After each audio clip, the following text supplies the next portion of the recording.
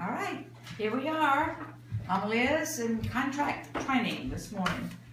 So you guys have a copy of the subject to financing contract, and those online can download the subject to financing contract, and also the due diligence addendum is uploaded or being uploaded as we speak, so that you'll be able to download it if you'd like to do that and follow along with us. This morning we're going to go through this contract like you've never seen a contract before, like you've not had anything to do with this, so that you'll hopefully learn a few new things about how to fill it out and how we think it should be completed. And if you have written lots of contracts, then you might be bored, but if you're watching, maybe you'll pick up something. And first of all, I'll tell you that the subject to financing contract, and this is going to drive me crazy because I like to walk around, and I can't walk around. The subject to financing contract that you have a copy of here, it says residential on this one. There's another one that says the same thing, agreement, contract to buy and sell real estate, and it has under parentheses condo. So that is supposedly when you sell a condo. Well, the funny thing is, as of January of this year, 2015, the two contracts are absolutely identical. There's no difference in them, except for the word residential and condo at the top. Why do we have two forms? I don't know. I think that's a good question. This one that we're looking at today is Form 310. On the page 7, you can see at the bottom it's got Form 310. And it also on page 7, you can see that it has the date 1/2015. So that lets you know that you have the most current contract. And on zip forms, if you're using zip forms, this is the contract that is on zip forms. The condo is Form 300. There used to be a slight difference in the two contracts, but what they actually did in January was they took the things that were in the condo contract that were different from the residential and put them in the residential. So they're exactly alike, and I have confirmed this. I've gone through it myself, line by line, and I couldn't find any difference, so I called Columbia and spoke with Byron King in the Columbia Association office, who's the attorney up there, and he said I was right, they are identical. So I guess it makes a buyer feel better if you have condo at the top if you're selling them a condo. I don't know. It doesn't matter which one you use, because they are just alike. So if you accidentally get the condo one, it doesn't matter, because they are just identical. First of all, we're going to talk about Section 1, which is the parties to the contract, your buyers and sellers. You want to fill in the legal names there. Don't put Bubba. If somebody's name is Robert, or what everybody calls him Bubba, you're going to put Robert. And try to spell them correctly, and hopefully you can have zip forms and we'll be typing these so that it will be legible for the attorneys. The attorneys use these names when they're preparing the closing papers. The next thing here, we have the definitions. These definitions are very important. We have, first of all, the party is defined as either the buyer or seller, and parties means both buyer and seller. Brokers are licensed South Carolina brokers in charge. They're associated real estate licensees and their sub-agents. So brokers refers to all the agents, licensed people. The closing attorney is a South Carolina attorney, so it's by the buyer to coordinate the transaction and actually handle the closing. Those are pretty simple. The effective date becomes a very important definition with this contract. The effective date meaning the date that the contract is ratified, or the final date that is placed on the contract. This is why it's very important to date and initial all your changes. When you initial, always date. Date every initial goes on the contract, because that final date on the contract becomes your effective date, or the date that the contract's ratified, whichever way you want to put it. We used to always just talk about ratified contracts. Now we have to talk about the effective date, which is the same thing. But I see a lot of contracts that come across my desk, and I look at every contract that comes into this office, and I look through it, and I'll go through it and highlight. The people laugh at me and say that's a teacher in me coming out, because I use a highlight, and I highlight things that are potentially a problem. And not for them to go back and fix it this time, but next time, be careful and don't do that. Because my favorite saying in the world is, nothing's a problem until it's a problem. So you can get by with doing wrong things all day long, but it could be a problem.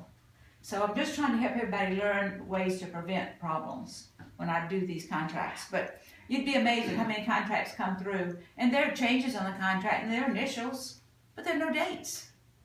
So how in the world are you supposed to figure out what the effective date of the contract is? You have to have initials.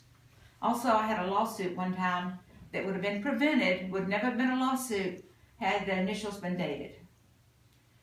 Because nobody could tell when it was done. The buyer was saying that it was done at a certain time. These initials were put on after so-and-so. The seller was saying, no, it was after so-and-so. There was no proof.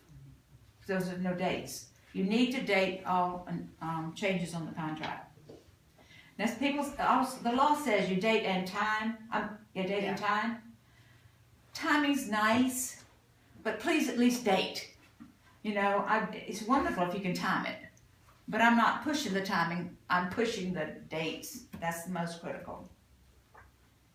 It's very rare that the timing could be a huge issue. But it could be, but normally not. And the next one, a business day, and y'all can stop me anytime if you want to ask a question or whatever. Business day, this is huge. Can't tell you how many experienced realtors in this town do not understand business days. A business day is to begin 24 hours after the ratification of the contract or after the effective date. And it extends how many ever days you put in there for your business days. It does not count Saturdays, Sundays, or holidays. So a business day, as far as this contract is concerned, and I say that because there are other issues out there in this business world that count business days differently. But as far as our contracts, the definition is right here on it. And as far as our contract's concerned, this is the way you do it. And it begins at 10 a.m., the day following the effective date. So if we finalize a contract today, anytime today, it can be 8 o'clock this morning, it can be 6 o'clock tonight, anytime, 11 o'clock tonight, as long as it is today.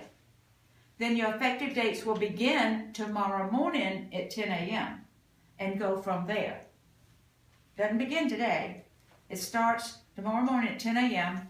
and it ends at 10 a.m. on the termination date.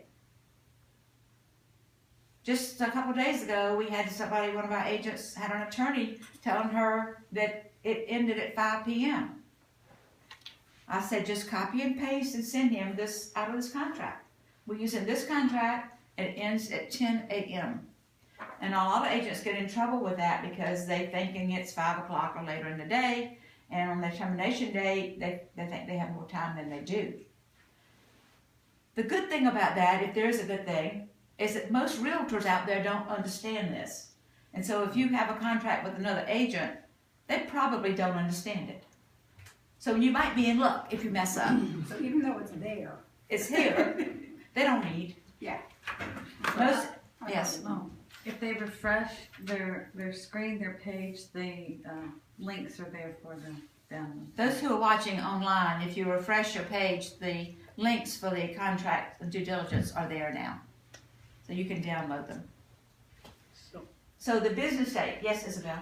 When you say business day, like it start the next business day at 10 a.m.? Mm-hmm. So, okay, if it start Monday, then what you mean it start the next business day at 10 a.m.? That's a good question. Let's just say it's Friday, and we ratify the contract on Friday. The next business day is going to be Monday, unless it's a holiday. And if it's a holiday, then it's going to be Tuesday, the next business day. So that means that's how much time they have to respond back to you? No, and the business days has to do, most of it has to do with due diligence. We're getting repairs done and that kind of thing. Okay. But you just have to, I just want to make sure you know how to calculate your business days. Okay. So if you ratify the contract on Friday, your business days start on Monday, unless it's a holiday, because you don't count Saturdays and Sundays. And let's say you have 4 business days in here that you've got to worry about. So how do you figure out when 4 business days is? You start Monday, if it was ratified on Friday, or if it was ratified on Saturday, or ratified on Sunday. You still start Monday, okay? And so, what will be day number 1 will be when? Tuesday at 10 a.m. is day 1. Okay. Wednesday at 10 a.m. is day 2, Thursday day 3, and Friday at 10 a.m. day 4. If you had 4 business days, it would end Friday at 10 a.m. Okay? It's just so important that you figure that out and learn that. Okay, And so I Friday. do have a computerized program that calculates it for you, and I'll be glad to send it to any of you. However, be very careful. When you put the date in there, you gotta put the next day after it's ratified, because that's when it starts. The next day is the start date. Yeah. So if you put the day you ratify the contract, then it's gonna throw you off. But the good thing about that is you'll be on the good side of it. You'll be shorting yourself, cheating yourself some days, but that would be better than going the other way. Okay. Good funds is simply the amount of money transferred in United States dollars, and the time, all time stated in this South Carolina local time. Time is of the essence with respect to all provisions of this contract, stipulating time, deadline, or performance periods. So anything in this contract that says anything to do with time, time is of the essence, goes with all of it. Does everybody know what time of the essence means? That time of the essence means if it says 12 o'clock, when 12 o'clock comes, the contract's dead. It means that's just it, final, no ifs, ands, and buts. If you've got a date that's coming up that's going to be missed, then you have got to extend that contract, do an extension to cover that, or your contract will be dead, because its time is of the essence. The next little section, if you yourself are buying and selling real estate for yourself, then you would check one of these boxes to disclose that you are buying for yourself. I have it come up a lot. People say, well, what if the mother has a real estate license and she's selling her child a house? Do you have to disclose that? Really, by law, no. But yes. For E&O purposes, you definitely should disclose that. You put that in special stipulations. That's an ethics. But legally, as far as South Carolina law is, you don't really have to. But ethically and morally, and to avoid being sued, yes. The purchase price. You write the numbers in. You also write the words. And if you're using zip forms, some of you, I was in the class yesterday, and I said yesterday, you're using zip forms, you may have to hit the space bar in order for it to let you write the words out. Because sometimes zip forms doesn't want you to go straight writing the words. I don't know why, but it's just a little kink in there. Why do I want you to write the words and the numbers? In case of a typo. If you're handwriting the contract, this is not nearly as important to write the words. But if you're typing it, as in zip forms, you need to write those words out, because it's real easy to have a typo when you're putting those numbers in. A lot of my contracts, they're getting so much better, but the ones I review, so many of them have that green highlight right across that line because they don't write it out. But the agents are getting much better. They've had enough green highlights that they're learning that they got to put that in there. Then we have 3 lines coming down here. You have to check something in these. It's payable by transfer of good funds via finance or a combination of finance and cash or cash.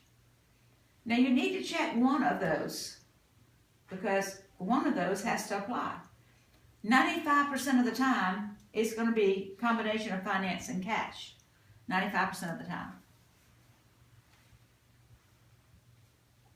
The next line is what almost everybody has been skipping over because it was not in our contracts before until January of this year.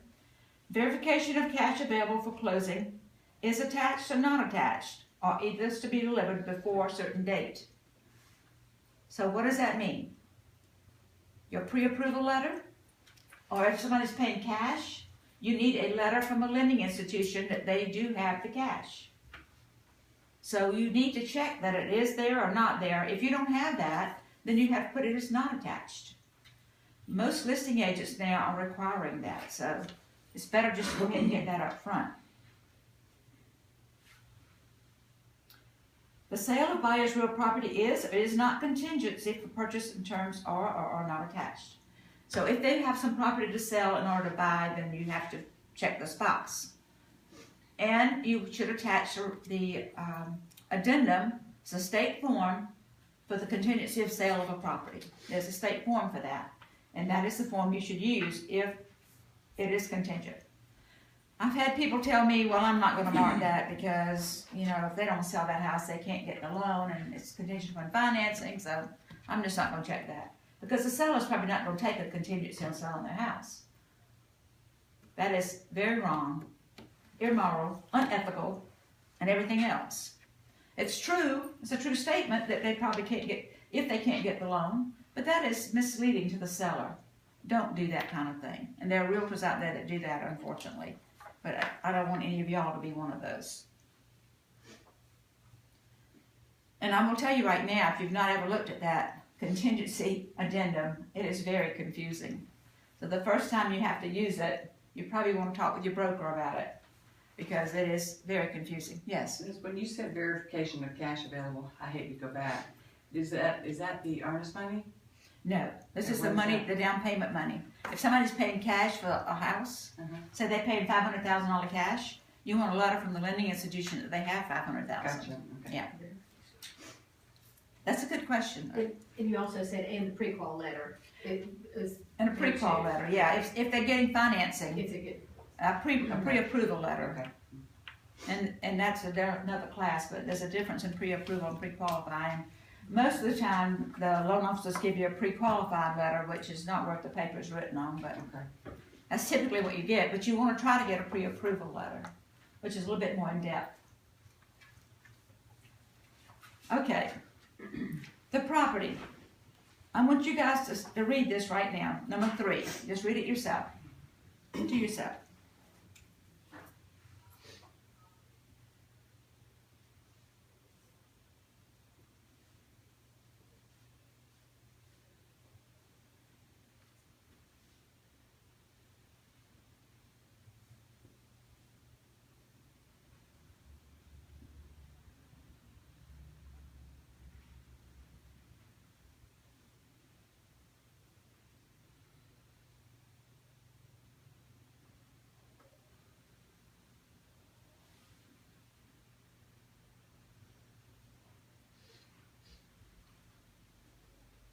You see what we're going to do when y'all get through out of this past today, you would have read this contract.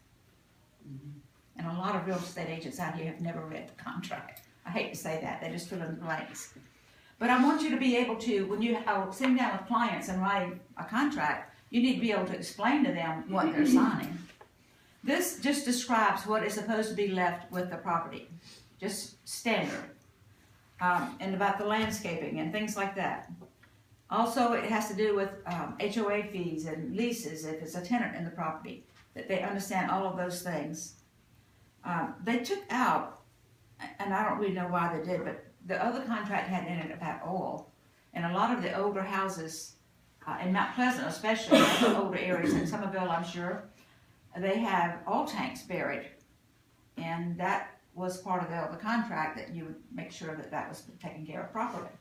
That is not in this one specifically, but if you're selling an older house like that, you need to make sure and check on that.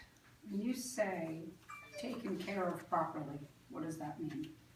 Is that left in the ground? A lot of times they're left in the ground, and you need to they need to be filled with sand, if not removed. So. Who would you contact to remove, or would just be? Your home inspector would be able to help you. Whoever does a home inspection, they would check on that and tell you what you need to do. Yes. So these oil tanks, is that just something that used to be used for like heating the homes? Okay. But a lot of them, they didn't have air conditioning, they just had oil heat. And they had the big oil tanks planted in the ground. And a lot of the older homes over in Old Mount Pleasant, I know have them. So What do they have? Oil tanks. Oil. How many syllables is that? Oil. Oh, that's oil. Yes. Good for child say Martha. Lisa and my granddaughter tease me unmercifully about the way I talk. I think you talk lovely.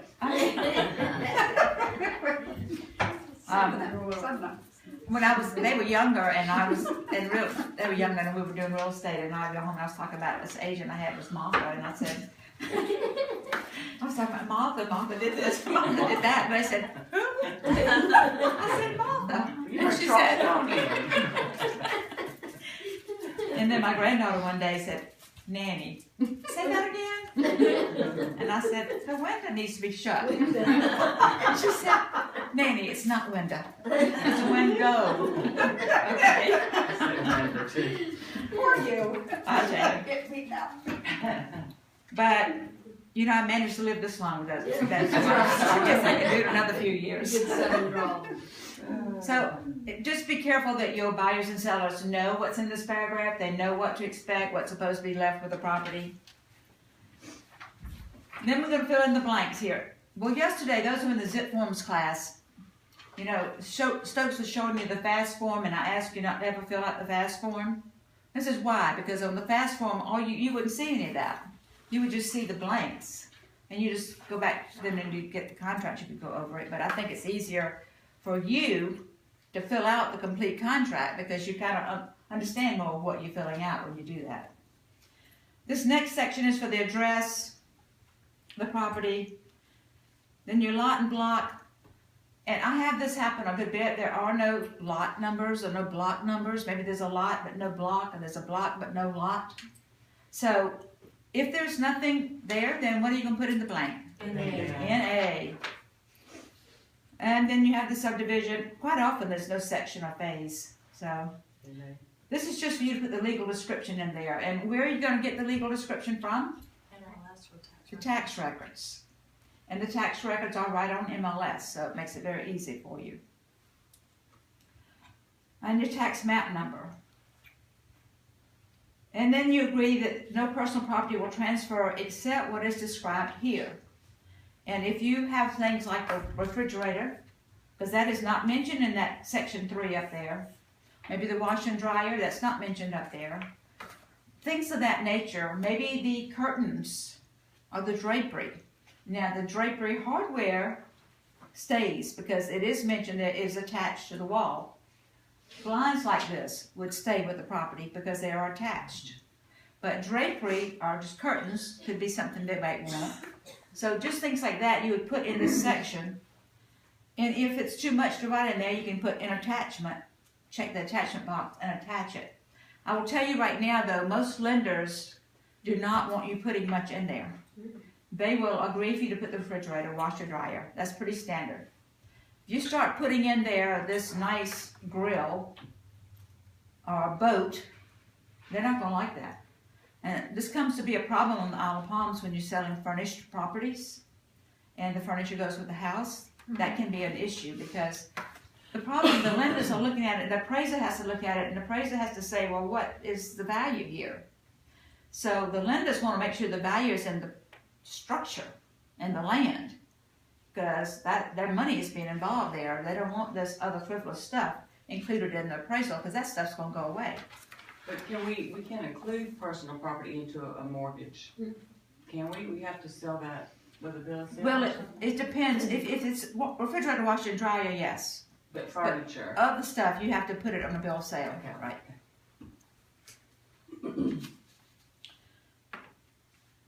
Just be careful what you put there. I would think typically it's washer, dryer, and refrigerator, not much else. The conveyance, closing, and possession. The closing occurs when the seller conveys the property to buyer and occurs no later than 5 p.m. This is one reason, I don't know why it'd be good if they just put 10 a.m. there. This is one reason it might be a little confusing to people because this one does say 5 p.m. This is the closing, no later than 5 p.m. on or before a certain date, which is called the closing date. Do not ever put in the contract in this spot, don't put in there within 2 weeks after mom sees the house. Or within 3 weeks of whatever happening, you know. You need a specific date. In South Carolina, they're looking for a specific date. And you say, well, gosh, wait, they got a house in New Jersey to sell. I don't know when that's gonna sell. So what kind of date do I put in here? You just pick a date out there somewhere. 3 months out, 4 months out, 5 months out, whatever. And put on a before and put that date in here. And if the house sells quicker, then you can close quicker, fine. But you've got yourself covered. But you do need a specific closing date in the spot. So so when it say 5 p.m., is it saying that the closing can't be no later than 5 p.m.? On that date that you Okay. put in there. Okay. Because most attorneys don't work after 5. I think that's why they put 5. And is that a date that often you see a line through and changed? It does get changed, because when you present an offer to the seller, maybe they don't like that date for whatever reason, and they change it and initial it, and date it. Initial and date. Then with an automatic extension of blank business days, but unsatisfied contingency through no fault of either party. This is huge, again, another huge misunderstanding among real estate agents. This automatic extension of, in a typical thing, people put 5. 5 business days is enough. What this is for is if the attorney is doing the title search and something comes up and that's no fault of the buyer or seller. Nobody knew it was going to be there. The lender, the underwriters are dragging their feet or something happens and they don't get it done in time due to no fault of the buyer. And if the buyer drug their feet, then it's the buyer's fault. But if it's the lender's fault or the attorney's fault, then that's where this automatic extension comes into play. Does not mean that if the seller does not get the repairs done on time, that this automatic extension, no, that's the seller's fault. Does not mean if the buyer drags their feet and doesn't get the loan application in time, because that's the buyer's fault. That is not what this is intended for. A lot of real estate agents feel that this is just an automatic extension of the closing date, period. And it's not what it says. So be careful of that. And there'll be times when you'll have to argue with the other agent. Make sure they understand. Can you explain this just a little bit further? Because so it says, with an automatic extension of number of days from unsatisfied contingency through no fault of either. That's what I'm saying. It's got to be a fault of the attorney, a fault of the lender. Okay.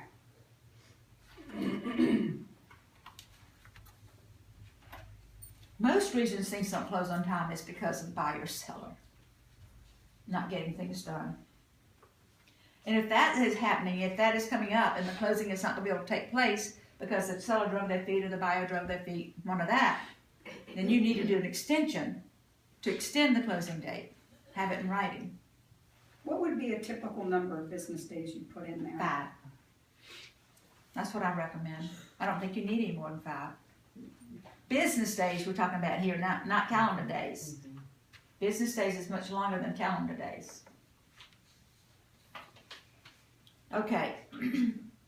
Says the conveyance shall be fee simple, made subject to all easements, reservations, rights of way, restrictive covenants of record, provided they do not make the title unmarketable, adversely affect the use of value of the property in a material way, and to all government statutes, ordinance, rules, permits, regulations.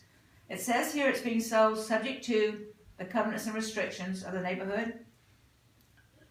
And there are a lot of covenants and restrictions that maybe don't work for a buyer or your buyer. So you need to make sure that if you're using due diligence, which we'll talk about in a minute, that you get that copy of covenants and restrictions and that buyer sees them and is satisfied with them.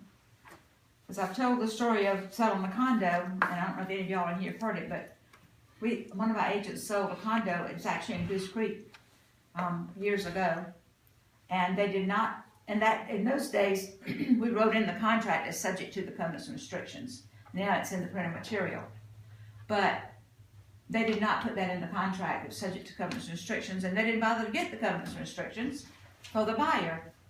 And he went home to his condo that night on his motorcycle, and he went in the house after he'd closed, and somebody came knocking on the door. HOA people. You cannot have a motorcycle in here. It was his only mode of transportation. Nobody ever told him he couldn't have a motorcycle. We did not make the contract contingent upon that. We bought that condo back. That was expensive. So you need to make sure that, in a way it's a little dangerous to me that this stuff is in the printed material, because that means more people don't read it. So be careful about the covenants and restrictions. There are a lot of subdivisions that do not allow motorcycles, that some don't allow boats to be parked in the yard, that all kind of little weird things about different subdivisions. Some of them don't allow, refrigerated trucks parked in the driveway, things like that. And sometimes that's your buyer's living, that's how they make their living. Seller agrees to convey marketable title with a properly recorded warranty deed, free of encumbrances and liens except those stated. And in the names, and here you would put the name that they want the deed drawn in. Whatever. Sometimes you might say, well, that's always going to be the same as the buyer's names on the front. Not necessarily, because sometimes the parents may be buying it and they'll deed it in the children's name, or could be something different. Yes. Is this where it put like survivorship or no? Like I know when my husband bought it, it's just in his name and then put in survivorship and then my name. No. I'm not sure about that. That sounds like a legal question. I don't know, Karen, do you know? No. I don't know. So the deed is in your name? In his name. In his name. Are you both on the mortgage? Yes. But you think it's You're not both on the deed, or you are only with Just the with name survivorship. in yours? Wow. I don't know, that does That's a sound. legal question. That is kind Yeah. of, So that's not where we would put this or anything, just No. who they, okay. No, what you would who's gonna put, be on the deed? Okay. you would do this is typically it is the same as the buyer's name on the front, whoever's buying it. But there are times when somebody wants it deeded differently, or maybe I've seen a husband buying it before and deeds it to the wife, so things like that. Tell your husband that. I think I will. Explain the boxes on the bottom, buyer, seller, Okay, who checks that one? the boxes, thank you, the bottom of page 1, there are those boxes that say buyer, seller, and then it says have read this page. So if you're working with a buyer, you'd have the buyer's initial there, saying that they've read the page. If you're the seller initials there. So on the top of page 2, we're going to put the legal names that this to be deeded to here. The deed shall be delivered to closing attorney's designated place on or before the closing date, no later than 10 a.m. At least they're using 10 a.m. here. Seller agrees to pay all statutory deed recording fees. In a lot of states, the buyer pays the recording fees for the deed. Here, the seller pays it. Parties agree the broker shall have access to the closing and relevant documents, and the broker shall be given copies of the settlement statement prior to closing for review. Seller shall convey possession of a vacant and reasonably clean property, free of debris, along with keys, codes, any remote controls, available documents, that is manuals, equipment warranties, service information, and similar ownership items to buyer at closing. Basically, this is saying that right in here that they're going to leave the property reasonably clean. What is reasonably clean? I can tell you that if your buyer really is concerned about a house being left clean, you need to write it in an addendum.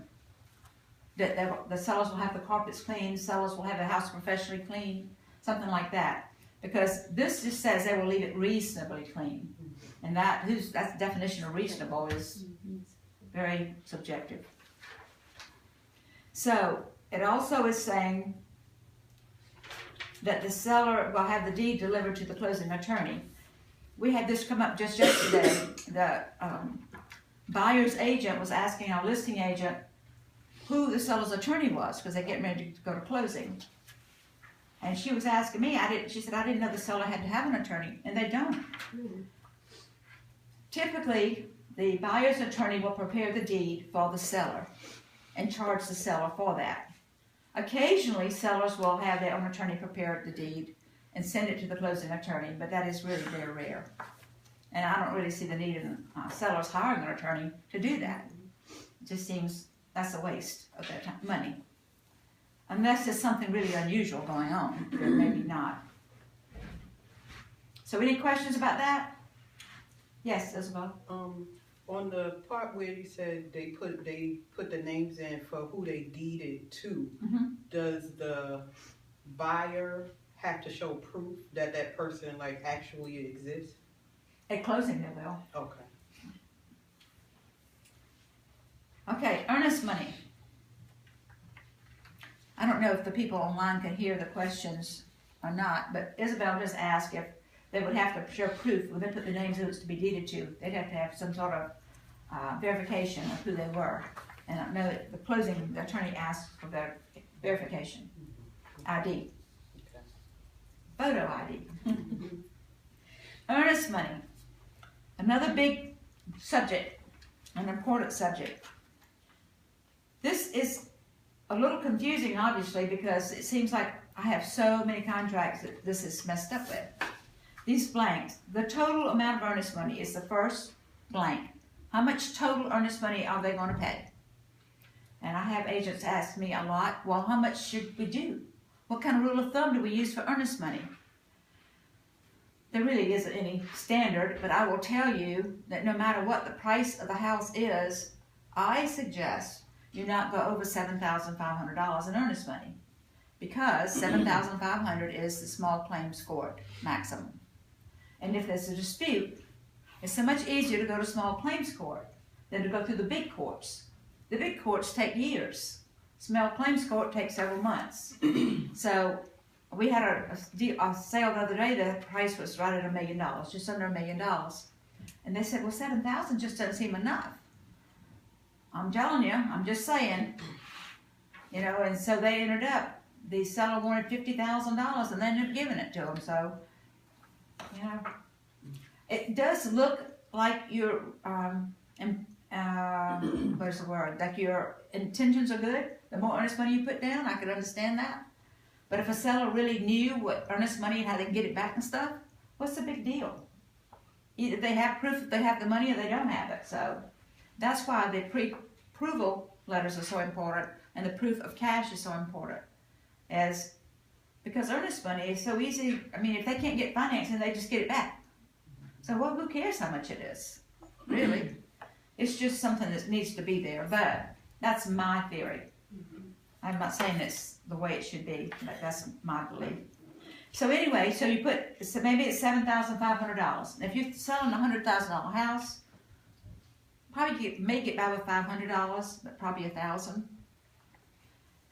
Earnest money then will be paid as follows. How much are you going to pay with this offer?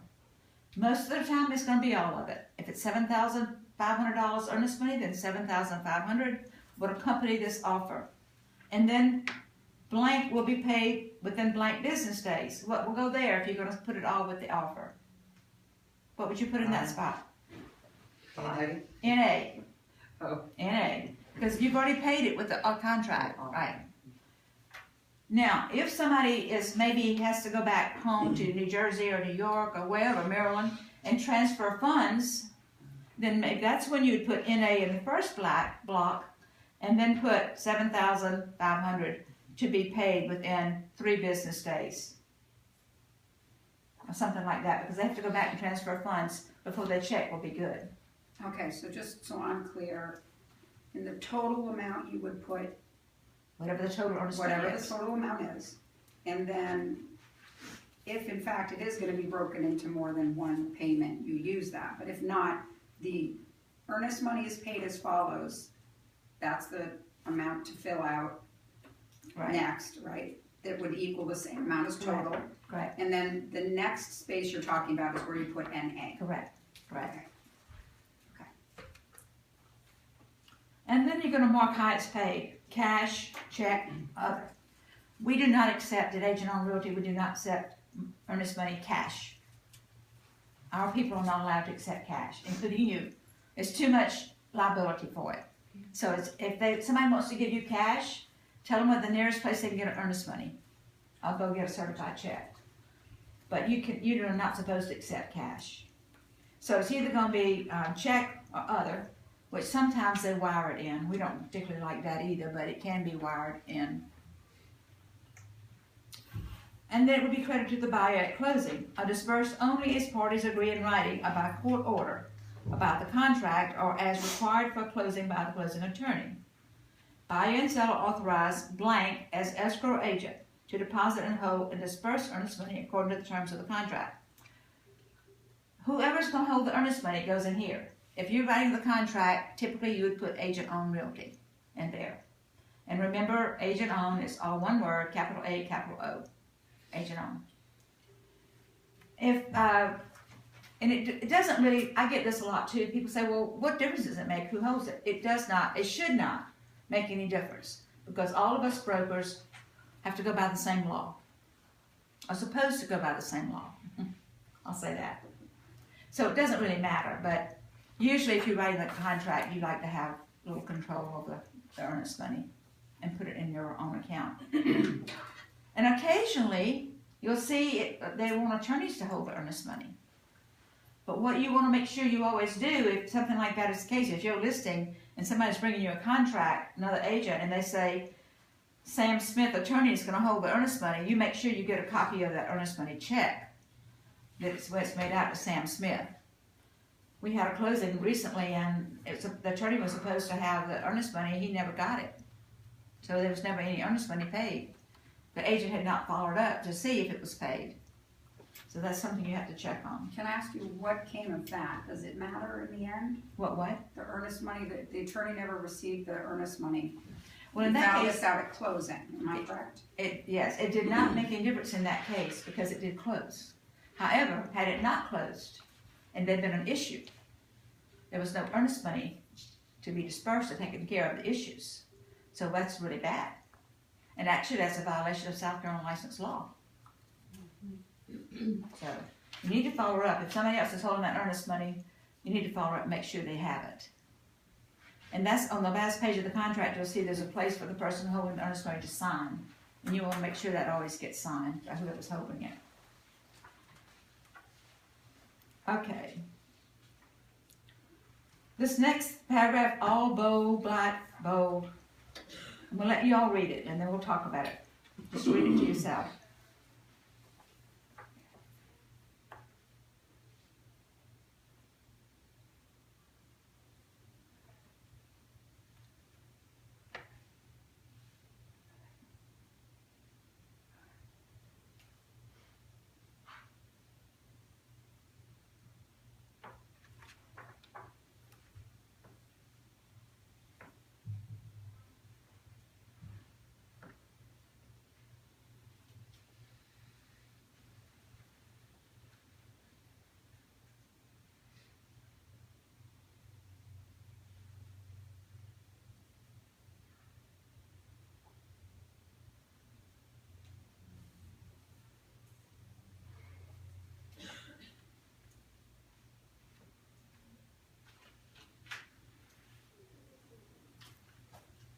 This paragraph is a paragraph that's a major change from the other contracts we've been using. And since most of y'all weren't using the other contract, it's no big deal to you, but you're running it from the beginning, whereas our other agents are still trying to figure out what it says. Basically, the big change here, because the contract always says that earnest money will not be dispersed unless a release of contract's been signed, or unless the courts tell the brokers to disperse it. That's really about the only ways before it could be dispersed, or maybe mediation if it went through mediation. Now it's telling us, look at about the third line down, it says, unless otherwise agreed upon in writing. Y'all see that? Mm-hmm. The parties agree that the escrow agent shall disperse the earnest money to the buyer unless the seller's attorney has filed a lawsuit to determine distribution of the earnest money within 30 business days of the closing date. That is new, that is huge. Your buyers and sellers need to realize that is in here. Don't just gloss over it. Tell them it's there. The money will go back. The brokers this tells the brokers to give the earnest money back to the buyers unless the seller has filed a lawsuit within 30 business days after the closing. So what that purpose I put in here is, we've had earnest money sitting in from years. Sometimes we have to turn it over to the state because it just sits there. Can't find the people. You know, buyers and sellers didn't agree and nothing ever happened, and then you can't find the buyer or seller, they've moved away. So this just gives the broker the authority to go ahead and give it back to the buyer unless that seller files a lawsuit. So they need to know it's in there like that. Now this, where the blank is here, this blank in this contract should be $100. That's what you should put in there. $100, the reason we do that is, the purpose of this is if we should have to file a small claims court for interpleader action, which means basically the broker sues the buyer and the seller to figure out who gets the earnest money. If we have to do, the broker has to do that, this gives us a right to take $100 out of the earnest money to do that with.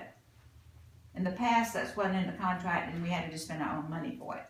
But now it tells us we can take it out of the earnest money. Small claims court is like $90, $95. So $100 takes care of that.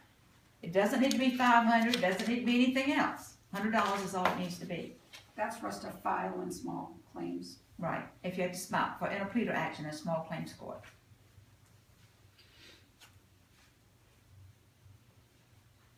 Y'all all got that? Transaction cost. This spells out exactly what the buyer's transaction costs are and what the seller's costs are. So you need to read it with your buyers and read it with your sellers so that they know exactly what it's saying here. The buyers shall include all costs and closing costs resulting from selected financing, prepaid recurring items, insurance, mortgage insurance, title insurance, owner, flood or hazard, discount points, all costs to obtain information from or pertaining to any owners association, certificate of assessment, interest, non-recurring closing costs like a title exam, FHA, VA allowable costs, fees and expenses of buyer's attorney, contractually required real estate broker compensation, and the cost of any inspector, appraiser, or surveyor. Boy, it's all in there. So those are the closing costs that the buyer is expected to pay.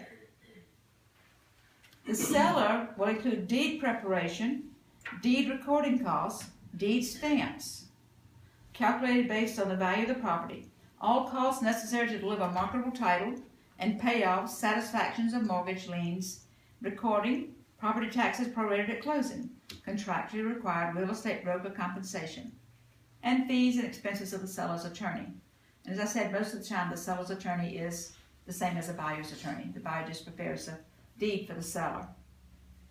Now, if your buyer and seller don't want these the way they're printed, then you have to do something different. And it gives you, right, the next paragraph says at closing, the seller will pay the buyer's transaction costs not to exceed a certain amount, or either you could do a percent. It's one or the other, not both.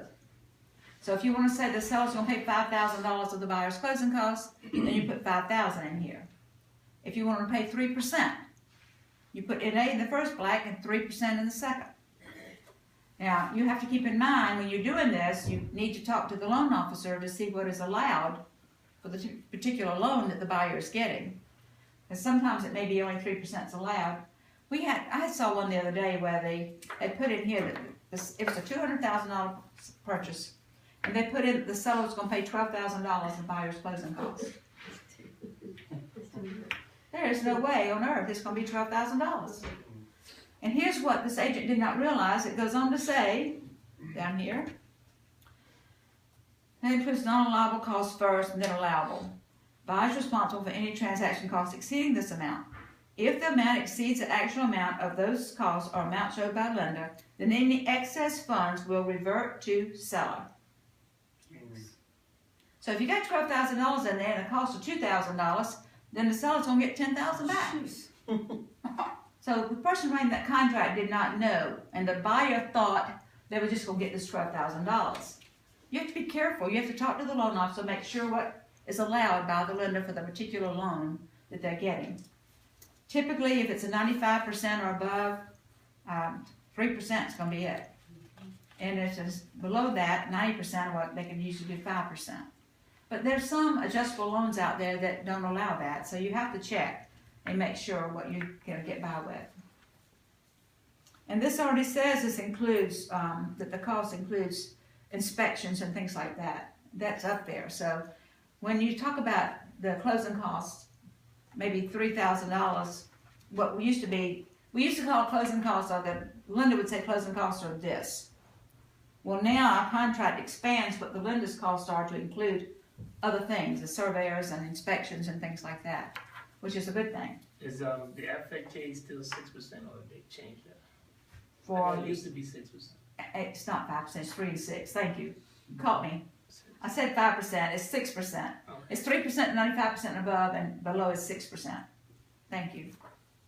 I have had people out with the wrong information. All right. Any questions on that? Somebody asked me the other day, what does it mean by allowable costs? Because on VA and FHA, the buyer's only allowed to pay certain things.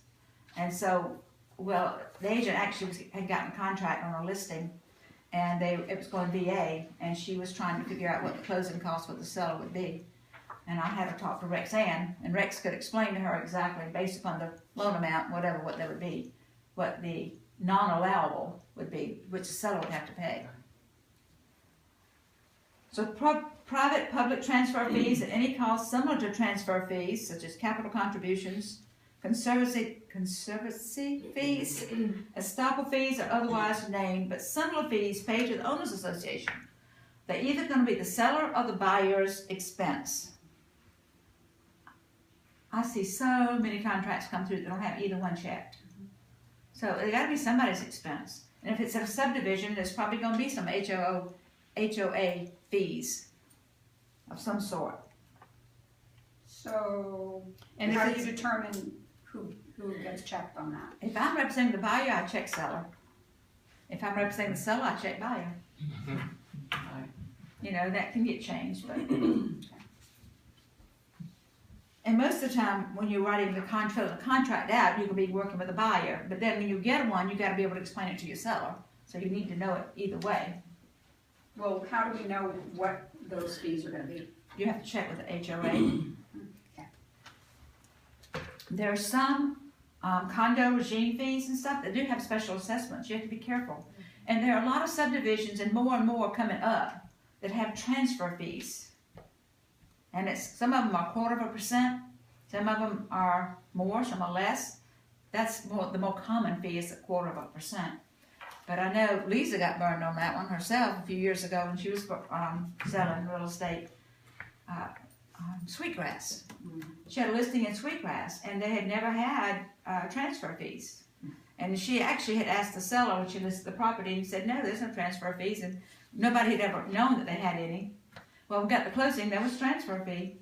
They had put that into place, and transfer fee had to be paid. And of course, the buyer didn't want to pay it because they didn't think there was going to be one. Seller didn't want to pay it. I don't remember. I think did you end up splitting that with the seller or something, or the other agent? How much money are those typically? 1/4%. So if you're talking about $200,000 sales price, then 1/4% is 1% would be 2,000. So $500. I'm $500. about 500 in that case, or 200,000. But you get a $500,000 or $600,000 house, and you know it can add up some money. What is the transfer fee? The homeowners association simply charges a fee for the property to go from the seller to the buyer. Wow. It's just a way of getting money. But there are a lot of subdivisions in Mount Pleasant that have transfer fees. So you check with the homeowners association to find out if there is one. Because a lot of times the seller will say, no, there isn't one. And if there was one when they bought it, they'd forgotten about it, you know, so you need to check that out. Also, when there's a homeowners association, a lot of times the lender is going to require an attorney. They want what's it called, from the homeowners association that says that the fees have been paid. And those homeowners associations will charge anywhere from, I had one that charged $100 for that letter. Another charged $25. It depends on the homeowners. And we had this sale, we had 5 lots selling in this one subdivision, just right beside each other, same owner, same buyer. And that HOA charged us $500 for those letters. $100 for each one. That's, you know, you just have to be careful of those kind of little things. They pop up on you. So when you check in seller or buyers, those are the kind of things that can pop up in there when the seller or buyers should pay. Unless otherwise agreed in writing, the buyer will pay the buyer's transaction costs and the seller will pay the seller's transaction. So what goes on that next line? I don't know. NA. I don't know why they have that there. Because you've already, if it's not going to be normal, you've already addressed it in the little paragraph above. So you don't need that again. I see agents writing on that line. They'll say seller to pay, whatever they put above, they write it again. There's no need to do that, but it doesn't hurt anything. The finance clause. The finance clause, it is, you're saying it is contingent or not contingent, one or the other, of obtaining financing, and if it is contingent, then the 30-year or 15-year or other purchase money loan at reasonable prevailing market terms. What's reasonable? Here we go again. If you have a buyer that is very important to them, they are not going to pay more than 4% interest, not. You better put that in the special stipulations, or addendum somewhere, that they, interest rate shall not exceed 4%. Because this says reasonable prevailing market terms. Well, 4% may be reasonable to most people, but not to this person, your buyer. So be careful with that. And then you have here the loan terms with loans equal to amounts to a minimum of and a maximum of. Typically, the maximum is going to be 100%. That's about the max. And then usually you're going to put 80%, if it's an 80% loan to value, or if it is 70%, a 96%, 97% on the bottom side. If somebody's getting that special loan that Prosperity Mortgage has with 3% down, then you put 97% and a max of 100%. And that is of the purchase price or the appraised value, whichever is lower.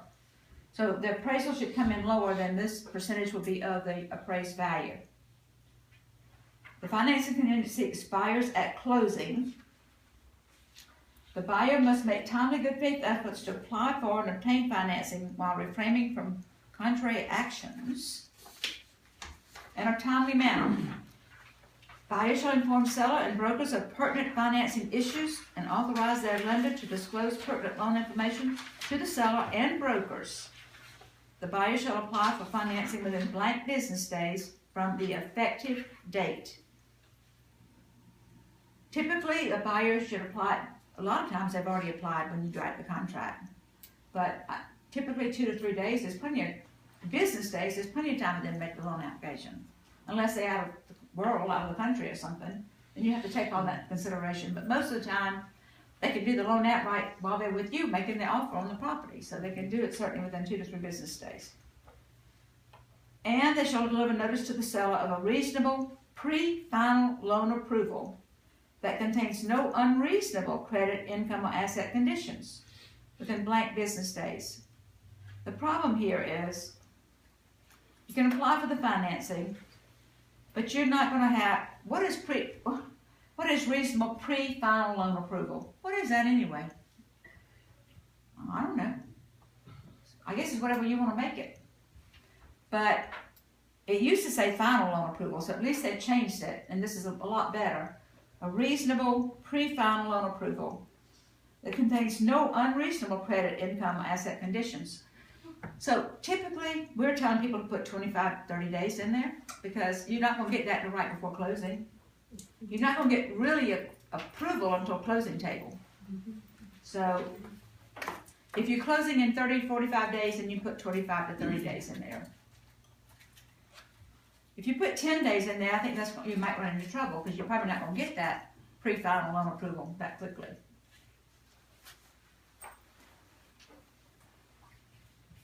You know, all these things also depend on how well your buyer performs or behaves in getting the loan application done and getting all the paperwork to the loan officer. Loan officer can only do so much. And the people have got to get the information to them. Can you give any advice on that as far as how to avoid, what could we, when we're starting off with a buyer, what could we suggest that they do? Well, I can tell you what you should really emphasize to your buyers when they write an offer and they make their loan application. You need to tell them over and over and over and over again. Do not put anything else on your credit card. Do not buy furniture. Do not buy a car. Do not go take out a loan. Don't do anything now until after your closing. Mary Beth was telling me this morning she has a deal that's falling apart. The young lady that's buying the house went out and got a $3,000 loan because she needed just a little extra money. And it knocked her out of qualifying. And she was told not to do anything, but she said, I just needed it, so she went out and got it. And then so she said, well, I'll just put my dad on, he'll co-sign with me, so it won't be a problem. Well, the dad's credit score was 550. That's a problem. The mother's was 400. That's a problem. So the deal fell through because she went out. And I said to Mary Beth, the only thing I could tell you was, maybe you didn't say it enough. I mean, you think, you know, you say it once, that should be enough. But I'm telling you, you need to tell them over and over again because they forget you told them. They get out and get excited about seeing some sofa they want to buy, get excited and they buy it, put it on the credit card. It could knock them out if they're close on qualifying. So just keep telling them every time you talk to them, say, remember now, don't go buy anything. They may think, you know, you can make a joke out of it, but you need to tell them over and over again. So, if a lender, I'm sorry, so Yeah. anything after the, what point? When they have an offer that's. when they make the loan application. Okay. I would tell them after they make the loan application, because that's when they put on the credit and doing all that research on them. Okay. If a lender declines or fails to approve financing, the buyer should notify the seller and brokers as soon as possible. If the seller and brokers are notified of inability to obtain financing during the financing period, either party may terminate this contract and earnest money shall be returned to the buyer. Because if they can't get the financing, they get the earnest money back. And then you put in the name of the lender. Hopefully it's going to be Prosperity Home Mortgage. If you do not know the name of the lender at the time, you can put NA there, to be determined, TBD, to be determined. But hopefully they've talked with Rexanne or your loan officer. I hear, Keith and Isabel, I hear y'all getting a new loan officer up there in your office. Yeah. With Prosperity. So then you check whether it's FHA, VA, conventional, or seller.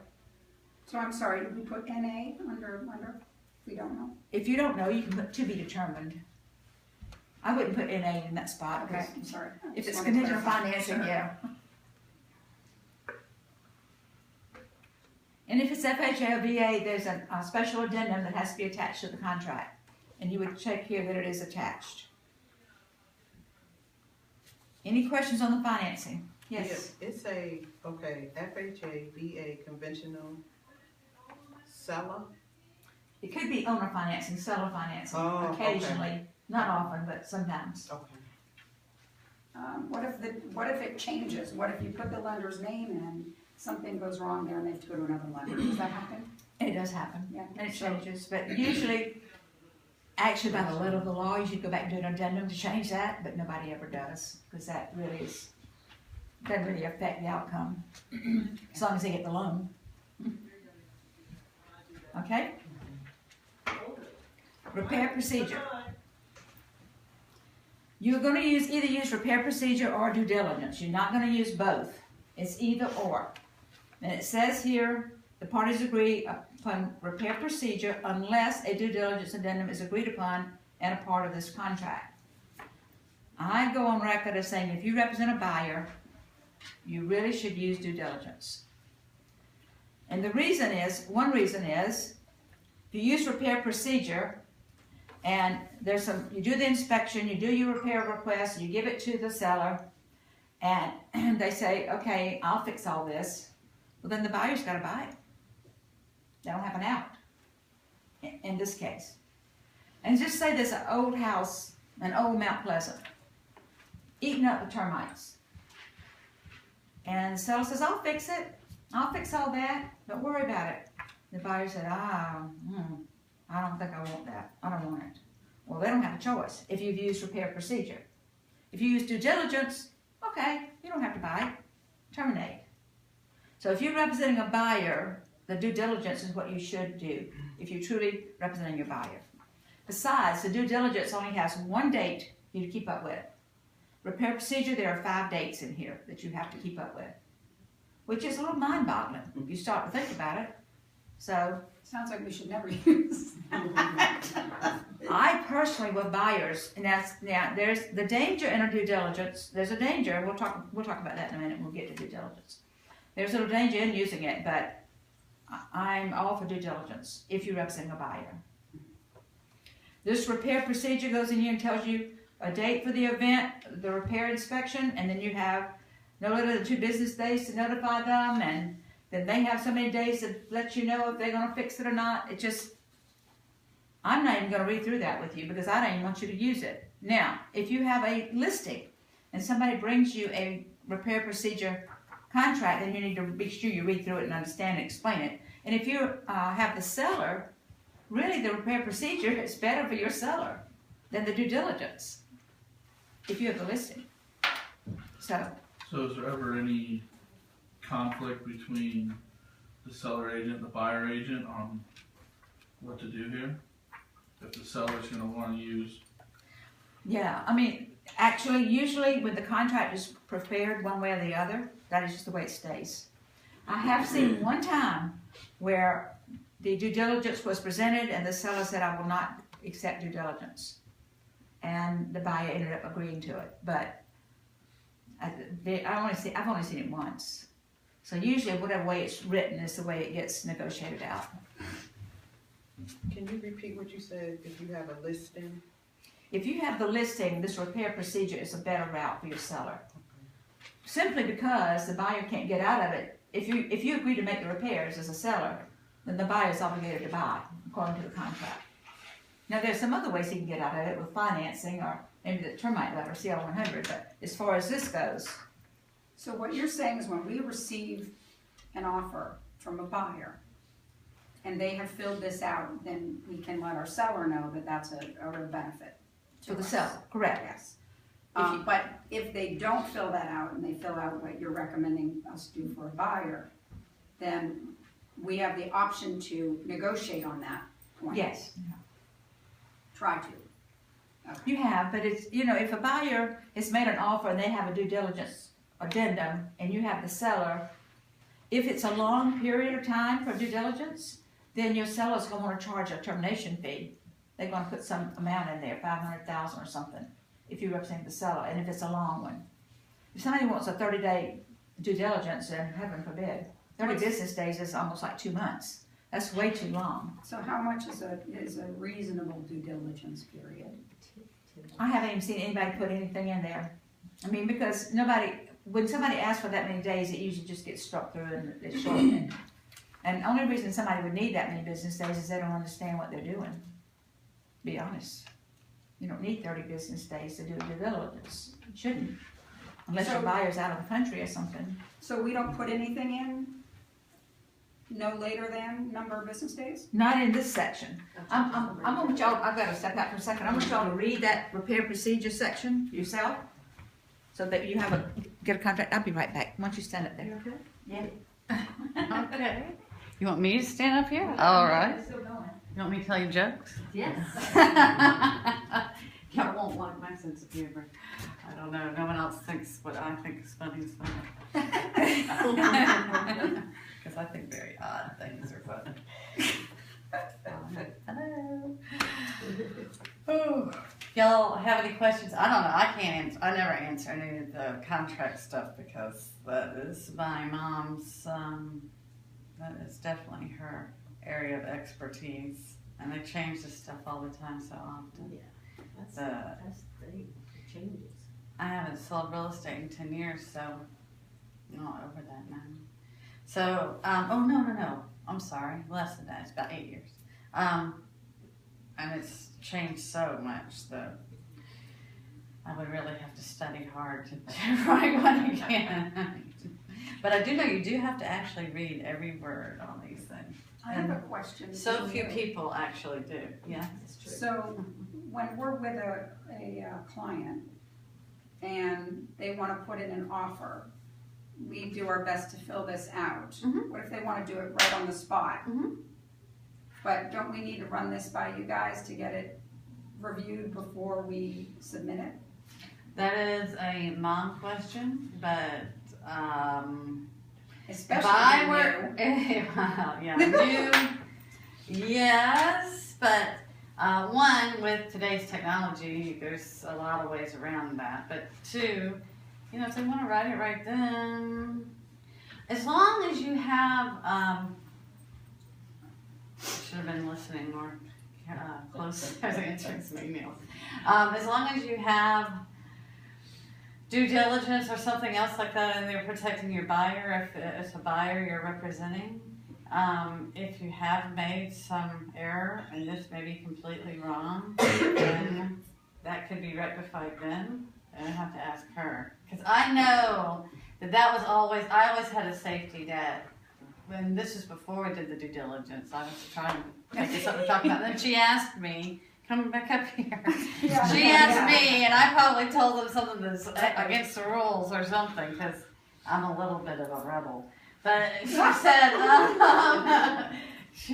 said, that if they wanted to write something, a buyer wanted to write something right then, what should she do? And she We're at the house. Should she, We're at the house. should she They do gotta put it in an and offer. submit it, or should she still let you look at No, if they want to write a contract, you write it and submit it. And then I can look at it later and tell you what you did wrong. Tell you what you did right. Because I'm afraid. I also write good that notes part on I'm afraid. contracts that you did a great job. No, if you out at the house and they like the house, love the house, you should have a contract with you. If you got your computer with you, you can put up zip forms anywhere you are. Sit down at the kitchen table and write it. it? Or handwrite Or handwrite it if you've got a contract and you don't have, whatever. You just what I write was it. telling them, I mean, the contract and all that's changed so much, but back when I was selling, I always had an out, basically, for my people in case I did make a mistake. Well, that's what due diligence does for you. It has an See, out. that's right. So does due diligence say, just so I'm understanding, that no matter what we put in there and we send in the offer, okay, to the seller, that if we did make a mistake, we have the option to change that offer? Not if it's ratified. And once it's ratified, the only thing is you have a chance to get out of the contract. Due diligence allows you to get out for any reason. If they don't like the color of my hair, they can get out. It doesn't So matter it's what the reason is. An option on the house. It's basically, it turns out to be an option on the house. But they have how many business days to decide if they really want to go forward with this or not. So it's a lot safer for you if you're representing a buyer or client to do the due diligence. Go ahead and write it. You don't have to worry so much about it. But a buyer is expecting you to know what you're doing. So, I mean, if you make some huge major mistake, then it could be a problem. And I think what she's worried about is being new and not to make the mistake. So what you could probably tell them, like the first time or until you get used to it, is tell them you've got to go to the office and write the offer.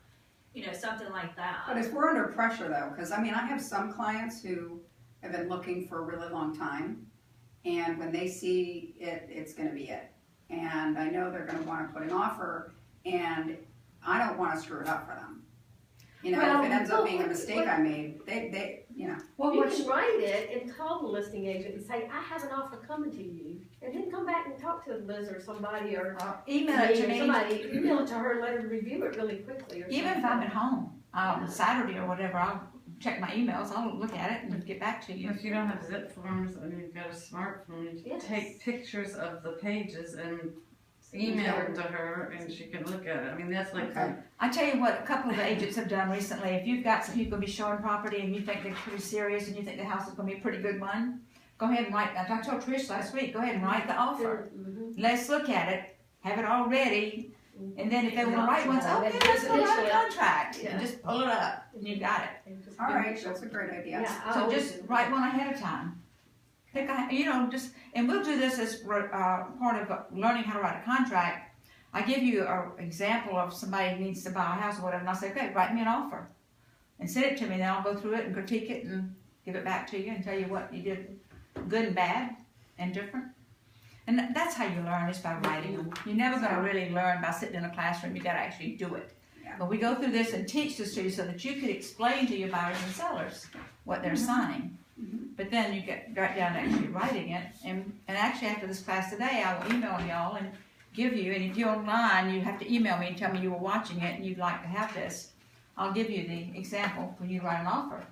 Then you can write it and email it to me, send it to me, and I'll go over it with you. That's For you. great. That's Yeah. great. Well, y'all read this repair procedure section, and you know that you see all the different days in there that you have to keep up with. So, and that blue sheet that you have, that is a Liz reminder sheet. If you are going to use this repair procedure, you really want to put those dates in that reminder sheet to help keep you focused on what days you have to keep up with. And this one has been changed before, we got January 2015 on this one now. So the other one had the wrong date for the contract. All right, again, it's in bold toward the bottom of the page, in bold print. If a due diligence addendum is signed, dated, and timed by all parties, the parties agree that the language in the due diligence addendum shall replace the repair procedure language in this section. And the parties agree that this transaction shall be conducted in accordance with the due diligence addendum, which grants the buyer a unilateral right to inspect the property and terminate for any reason with written notice and payment of a fee in a period. So it just tells you, so in these spots here, if you're using due diligence, what are you going to put in these blanks under this repair procedure? NA. I have seen some people type in C due diligence. That's okay, but just NA is really appropriate here. Moving on down to number 9.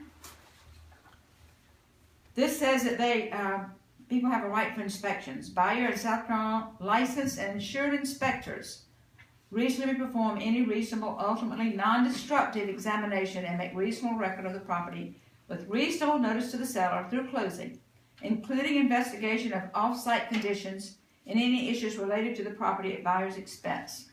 Buyer and persons they choose may make reasonable visual observations of the property.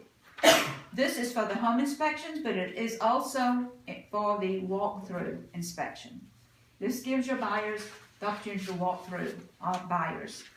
And I would like to go on record as saying, please, always have a walk-through inspection. Even if you have the listing and you're representing the seller, you want to strongly insist that the buyers have a walk-through.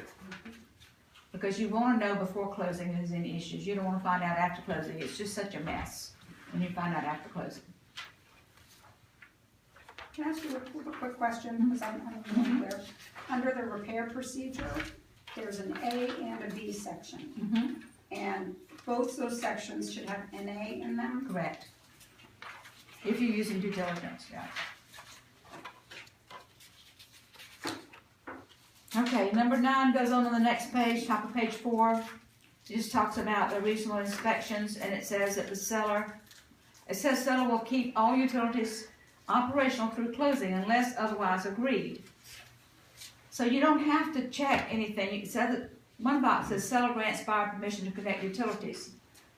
Well, that if the utilities are turned off when you see the house, then you would need to check that box. But hopefully most houses the utilities will be on, and some bank-owned foreclosures the utilities are off. But how can a buyer do that when connect utilities? Really, isn't it the seller who owns the property? The utilities won't work with the buyer to do that. They will. They'll do a temporary turn on. Did you call and say, we're looking to buy this property?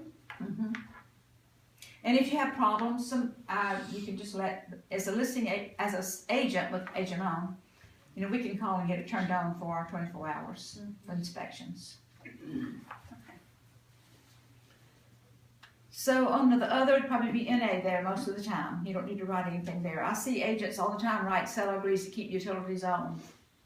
Well, it already says that in the printed material, but it doesn't hurt to say it again, but you don't have to. This next one says that the buyer will hold harmless, indemnify, pay damages and attorney fees to seller and brokers for all claims, injuries, and damages arising out of the exercise of these rights. We had a home inspection just last week, did an inspection on the house on one of our listings, and they tore a hole in the wall, on the sheetrock wall, checking for something. Inspector did. And we're having a hard time getting it fixed. The seller's very upset, we're upset. The other agent said, I didn't tell them to do that. Well, you sent them out there. The buyer sent them out there, so they damaged the house. Why the hell would an inspector do that without discussing it first? Does that really happen? Don't you really wonder? There's some crazy people in this world. Okay, so how was that rectified? Who? Well, it's not been rectified yet. Sellers had to fix it, and then we were hoping that we we're going to get somebody else to pay for it. It's just one of those crazy, bizarre things. So the inspector's not responsible for fixing that? They should be, he should be, but you got to get him to do it. And the problem is, this inspector's not one that I'm familiar with. It's a buyer's agent that the buyer chose the inspector. So it's not like somebody that I can put a finger on or something. We need to know who that inspector is and make sure we don't. I don't wanna get sued for libel either.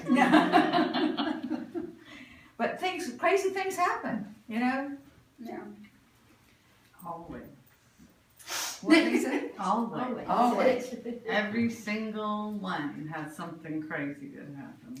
The appraised value. This contract is contingent upon the property being valued according to the lender's appraisal or other appraisal as agreed upon by the parties. Sometimes if somebody's paying cash, they still want to get it appraised, and I always recommend if you have a buyer client who's paying cash, they still get an appraisal. They won't have a lender that's requiring it, but they should get one.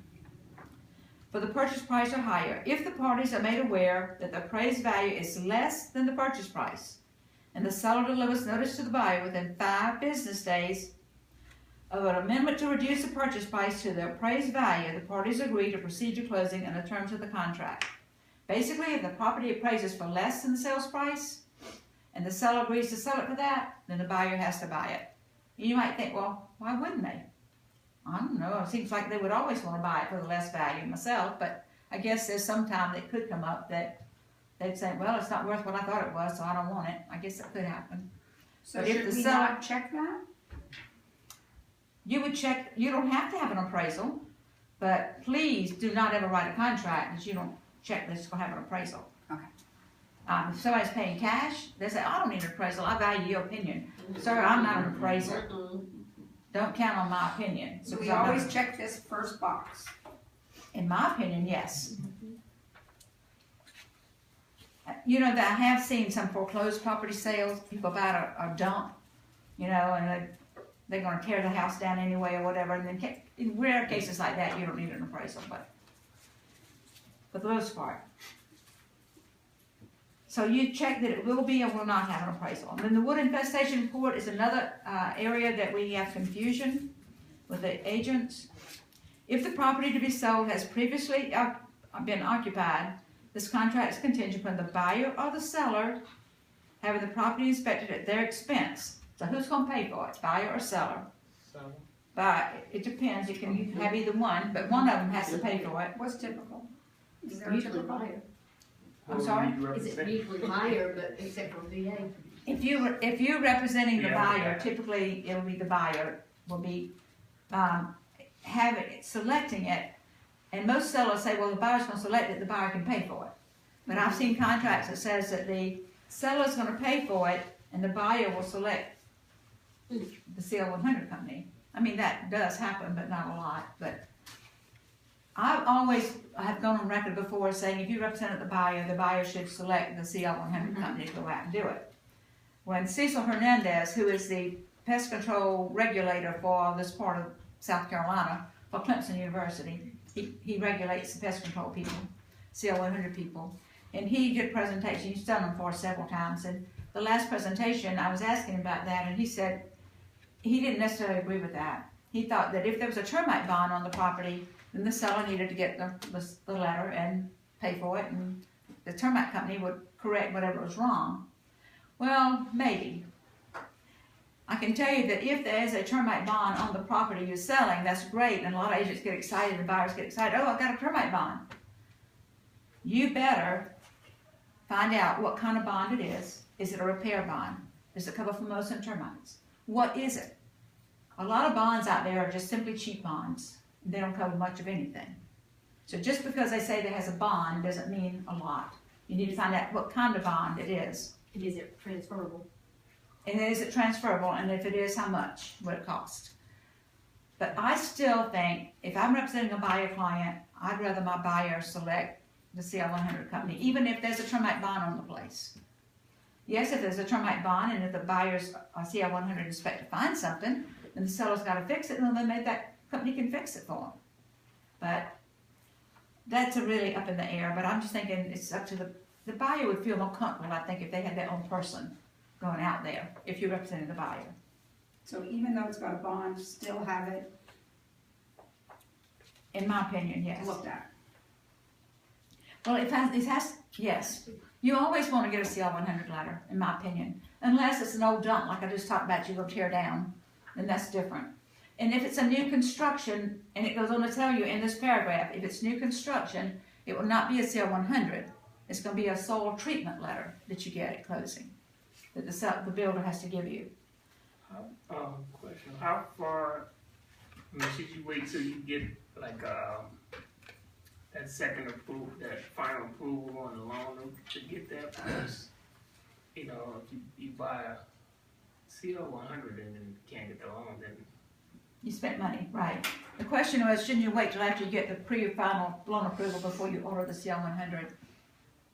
The same thing could be said about inspection too. If you're spending money on home inspection and stuff, and you don't know if you're gonna get the loan.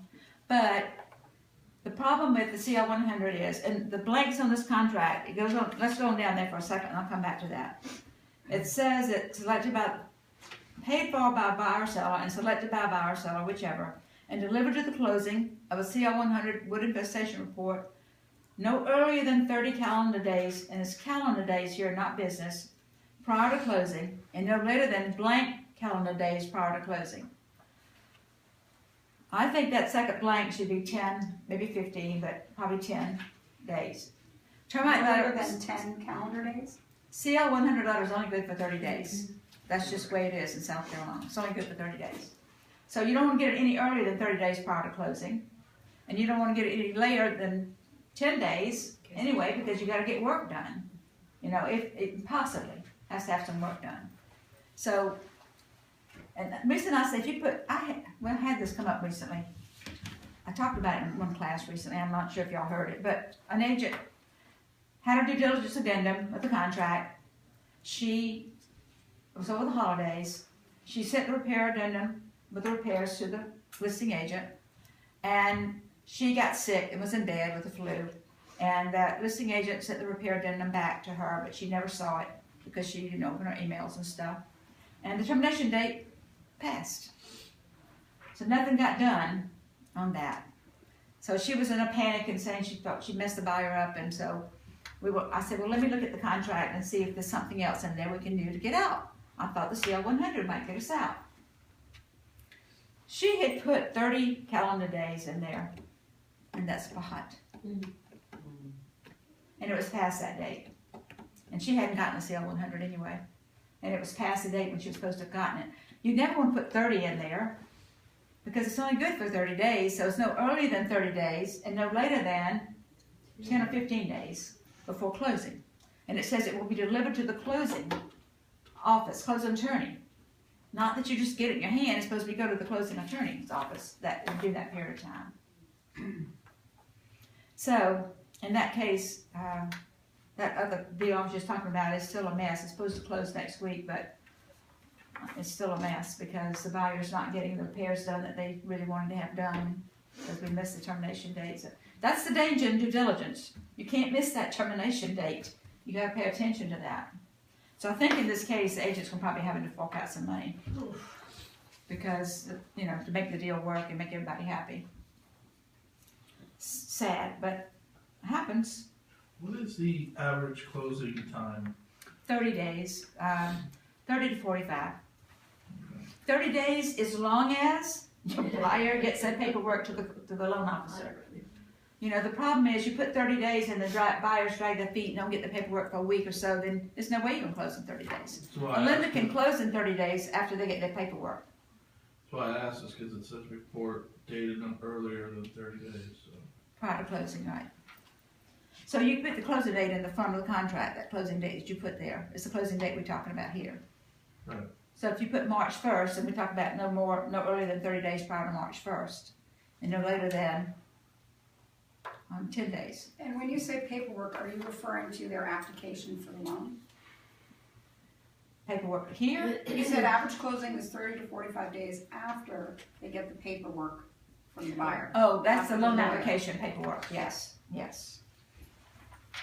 It's, most loan lenders can do it 30 days after they get the loan application and the paperwork in hand, but they have to have that.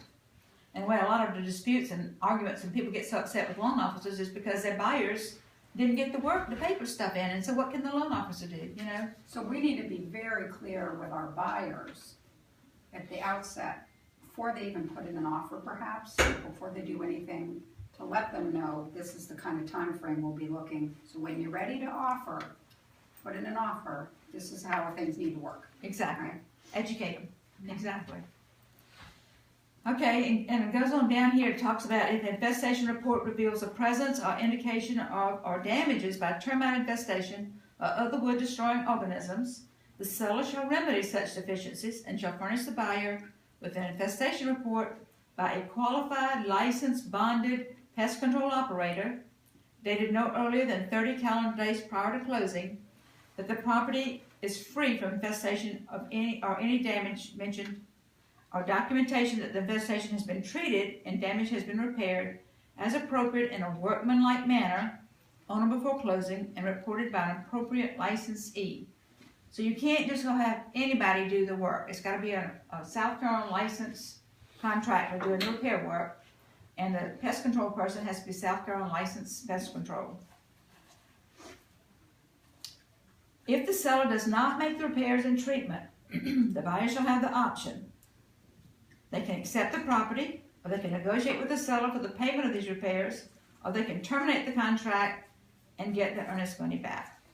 So there's some people that believe that the CL 100 says blank, whatever has to be done in order to make a clear CL 100, the seller has to do it. They do not have to. If they decide they don't want to, then the buyer has an option. They can terminate and get the money back, or they can agree to take it like it is, or they can agree to pay for the repairs. It's the buyer's option. Most of the time, if the seller signs an offer to sell the house, they want to sell it and they'll do whatever they have to do to sell it. Depending on the degree of damage though. Correct, yeah. Okay. Y'all all understand the CL 100? Got it. Number 12, survey, title, elevation, and insurance.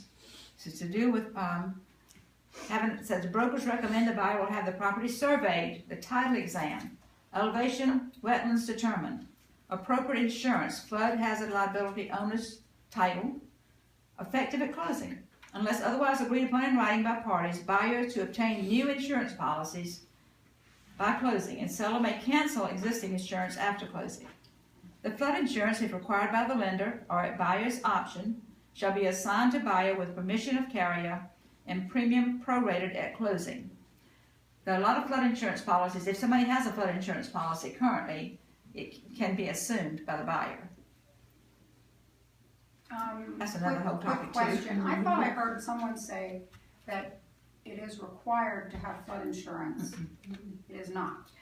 No, Mama Liz goes on record saying if you live in the Charleston Tri-County area, you should have flood insurance. Okay, I don't care. That's what okay, they that's say. what I heard. That's the Mama Liz rule. Okay. Because if you're in a flood zone, mandatory flood zone, then the lender's going to require it. If you're paying cash for a deal house, you don't have to get flood insurance. You have to get any kind of insurance. Right. You don't want to. Okay, so but even if it says they're not in a flood zone. I recommend they get it. Listen, Charleston is low. Yeah. We're all low here. And people coming down from up north, they don't realize how low we are. And I just think everybody, if it's not in a mandatory flood zone, it's very inexpensive. So to me, it's just a good idea to tell them that you get it. And we have a flood insurance disclosure. You have to have all buyers sign that you're putting on notice that this is something that should be looked at and taken seriously. Mm-hmm. So we should recommend to our buyers. Wally is going to do a class that's coming Tuesday on insurance, so it'll be a good class. He'll talk about flood insurance and homeowners insurance and things like that. Be here Tuesday at 1:30 for that. And we will broadcast that, so in case you guys can't come, if you'd like to be interested in that. Okay. Survival. If any provision contained herein by its nature or effect is required to be observed, kept, or performed after closing, it will survive the closing and remain binding upon the parties hereto until fully observed, kept, or performed. What in the world does that mean? Somebody It's like passes- Greek, right? Someone passes away. No. No. What this means is that you've got something in the contract that's supposed to be performed by closing and it cannot get done by closing. It just cannot. Oh. For example, windows. We had windows come up recently where Kay Kennedy had a closing coming up, and they had ordered the windows, but they couldn't get them in, and everybody wanted to close, and the buyers were fine going ahead and close, knowing that the windows would be put in after closing. And so that section survived the closing. But you have to be very careful that you do an addendum that gets the right verbiage in there, exactly what kind of windows, how many windows, where they'll be, who's gonna put them in, and what, all that needs to be spelled out in your addendum if you have something like that. So that's what that clause is about. The home warranty. They agree that a warranty will be ordered by, and this gets filled out wrong all the time also. It's typically going to be ordered by the buyer or buyer's agent, but typically the buyer, with at least 12 months of coverage after closing.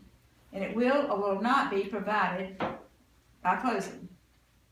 So, okay, parties agree that a home warranty ordered by the buyer. Buyer's agent. Buyer or buyer's agent will or will not be. If it's not going to be, you don't have to put anything in that box. If you're not going to have a home warranty, you just check the will not be, and then all the other blanks NA.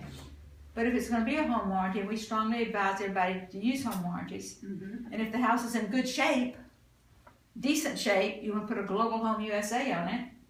If it's got a 15-year-old air conditioning, you do not want to put a Global Home on it. You want to put American Home Shield or somebody else, because they probably will have to replace it during the year. And you own Global Home USA warranty, and you don't want to be replacing people's air conditionings out of your profit, right? I definitely need to, do we have a class on that? Yeah, we'll talk about that in another class, yeah. But, so you either, if it's gonna be there, you put in the first thing, buyer or buyer's agent will order it, and then it will be paid for by the amount of it, whatever the amount of the warranties. I know our, most of, the nicest plan we have, Elite, I believe, is $595, something of that nature. The best one we have is $595. So then it comes down with three plans all together, so you can look at the warranty sheet and see which one you want. And then it will be paid by, hopefully the seller is paying for it. And to the home warranty company. And then you put on the next line the proposed home warranty company and type.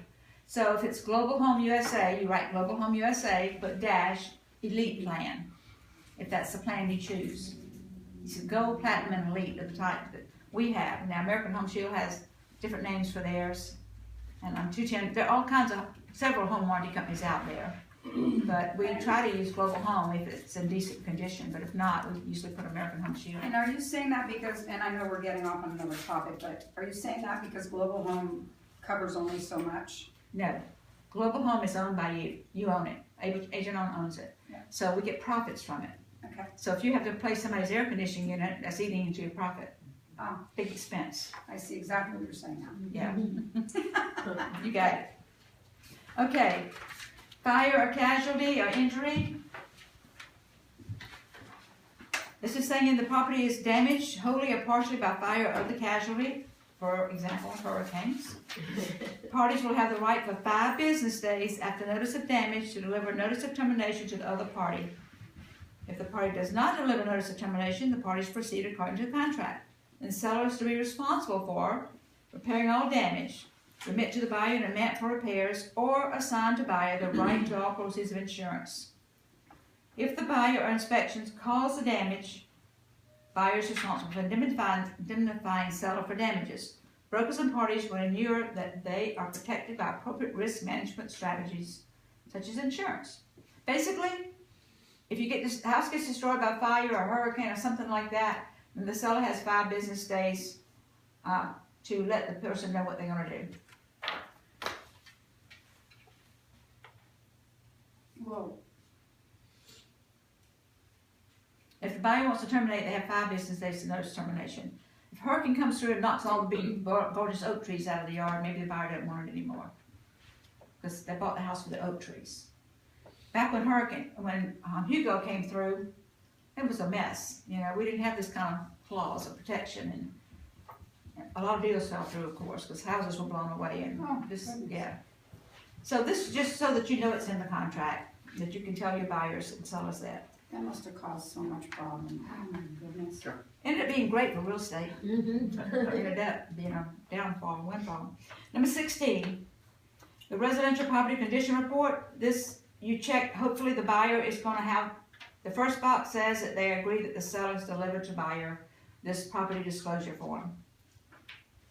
And the second box says that the buyer and seller agree the seller will not complete that disclosure form. And there are some rare cases where the buyer will agree not to get it, so most of the time it's gonna be the first box. Lead-based paint, the hazards, this says you're giving them a booklet about lead-based paint. If the property was built or contains items created prior to 1978, parties acknowledge receiving and understanding the EPA pamphlet protects your family from lead in your home. So there is a lead-based form addendum that you'll have to fill out if there is something before 1978 in the house. Number 18, crime Megan's law, is saying that you will not disclose, you're not responsible for obtaining or disclosing information in the sex offenders registry. And no course of action may be brought against any brokers for failure to obtain or disclose sex offender or criminal information. Basically, you tell them that they need to call the sheriff's office to find that out, that you cannot give them any of that information. And that's what this is telling them right here. 19, trust account. You want to check the box that says may not place deposited in an interest-bearing account because agent owned does not place their money in an interest-bearing account. Wait, say that again? Number 19, agent owned does not put their earnest money in an interest-bearing account. So you just put may not. It doesn't matter what you put because we don't put it in an interest-bearing account anyway. So that's I no thought big we were deal on the supposed contract. to, no? No. Okay. Number 20, there's a South Carolina tax on non-resident gain and compliance in U.S. federal income tax. Seller and buyers will comply with the provisions of South Carolina laws regarding state income tax withholding requirements if the seller is not a resident or has not filed South Carolina state income tax returns. Basically, South Carolina has a 7% tax. And if your seller is moving out of state and they're not going to continue to be a South Carolina resident, 7% will be withheld at closing of their proceeds. That is to ensure that they're going to file South Carolina income tax return. Now, if they sign a statement under oath and notarize that they will file a South Carolina income tax return, then they don't have to withhold this money. Okay, how about if they have a condo here in South Carolina that they're renting and they live in Pennsylvania? Well, if They they are a still have South to Carolina file. resident, that's fine. But if they're not a South Carolina resident, if they don't pay South Carolina income tax, then 7% will be withheld. Okay, so if a seller who lives here sells their home, how do we know if they're leaving the state? Well, if you have the listing, you will know that. They'll tell you what they're doing. If they either gonna buy another house here or they're moving out of state The or, lawyer's gonna have their forwarding address too. yeah. The closing attorney will. The closing attorney will find out from them if they're moving out of state, and the closing attorney will make sure the money is withheld. The problem comes in if you've not advised your client of that, they get to the closing table and they're shocked. So you don't want that to happen. You want them to be aware. So they can sign an affidavit that they will file a South Carolina income tax return, and then that will not be withheld.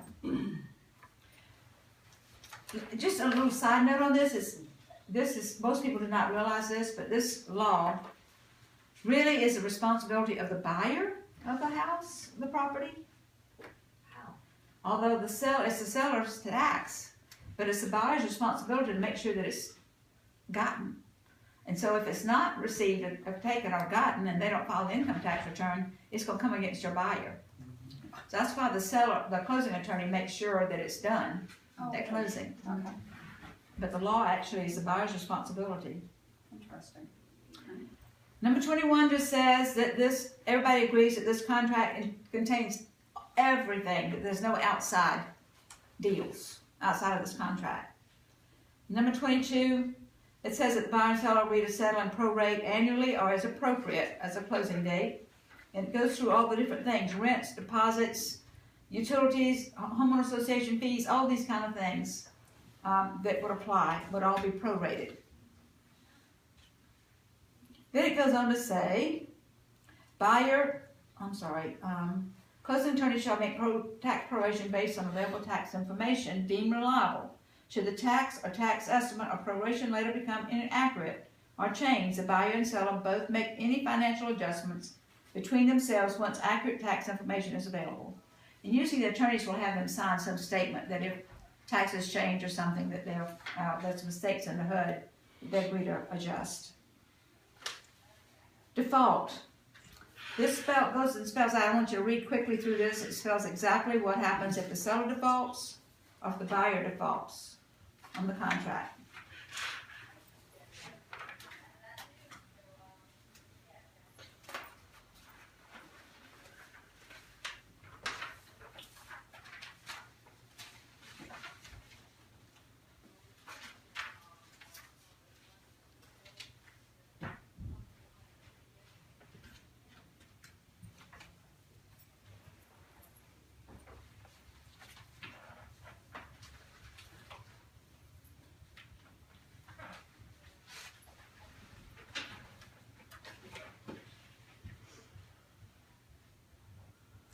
Basically, it's saying that either party defaults, that other party can pursue any remedy available by law. If both default, what does that mean? If either party or both parties, they both agree to sign an escrow disbursement or release the contract. They're saying in here right now that if they default, they do agree to sign or release the contract. And we end up having people refuse to sign those, Yeah. even though they've agreed in here to sign it. Yeah, So so what do we do with that? we just have to deal with it when it happens. Okay. But if you make a point when you're going over this with your clients, that they're saying in here that if they default, they agree to sign or release the contract. And that is so we know where to disperse the earnest money and release the contract.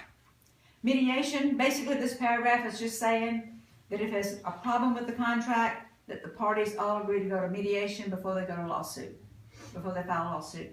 And that one thing, the exception of that is a dispute over the earnest money. That is, you don't have to go to mediation for a dispute over earnest money. But any other dispute over the contract, they agree to go to mediation before they sue each other. And number 25, this is saying that everybody executes this contract freely and voluntarily without relying on any statements or representations from the agents or brokers. And they're saying that brokers are retained solely as licensed real estate agents. We're not attorneys, we're not appraisers, we're not financial advisors. We're simply real estate folks.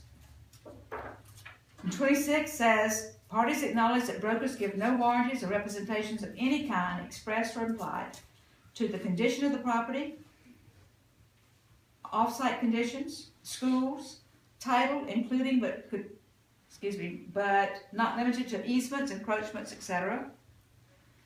The fitness for a particular purpose for the property, zoning ordinances, restrictions, projected income, value, marketability, taxes, insurance. So many realtors tell people, oh, buy this house, you'll make $50,000 on it. Don't do that. This is saying right here that we're not eligible to do that. You can't, they shouldn't expect us to give any of this kind of information to them. This is not our job. And number 27 talks about the broker's compensation. It says that there's been agreed upon compensation that everybody agrees it would be paid.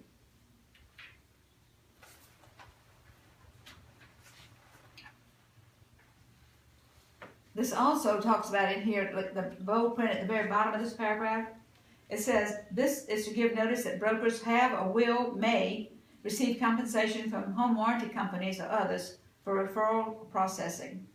You're not required to purchase a home warranty company or similar residential service contracts, and if you choose to purchase such coverage, you are free to purchase it from another provider. But it's just letting them know that if they purchase a home warranty, for example, that we may be making money off of it. So do we need to still clarify it? Do we still need to say to them that this is our company, Well, there are other disclosure forms that you'll have to have the buyer sign that does say that. All right. Okay. But it's saying that here too. Okay. And again, the reason I'm going over this like I am, because a lot of real estate agents have never read, they don't even know what that says, that that's in there. But you do. Number 28, attachments, other contingencies, terms, and stipulations. This is where you're going to put in, on the top of the next page, you're going to put in any addendums that you attach to this contract. For sure, if you're representing the buyer and if you're using due diligence, on the top line, you're going to write the word due diligence addendum, because that is going to be attached. And if you have to sell another house, you're gonna have the addendum, the contingency addendum will be attached, so you write contingency addendum here. If, I see all kinds of addendums, but you have several other addendums in there, you just list them all. Whatever addendums you're attaching, you list them in here.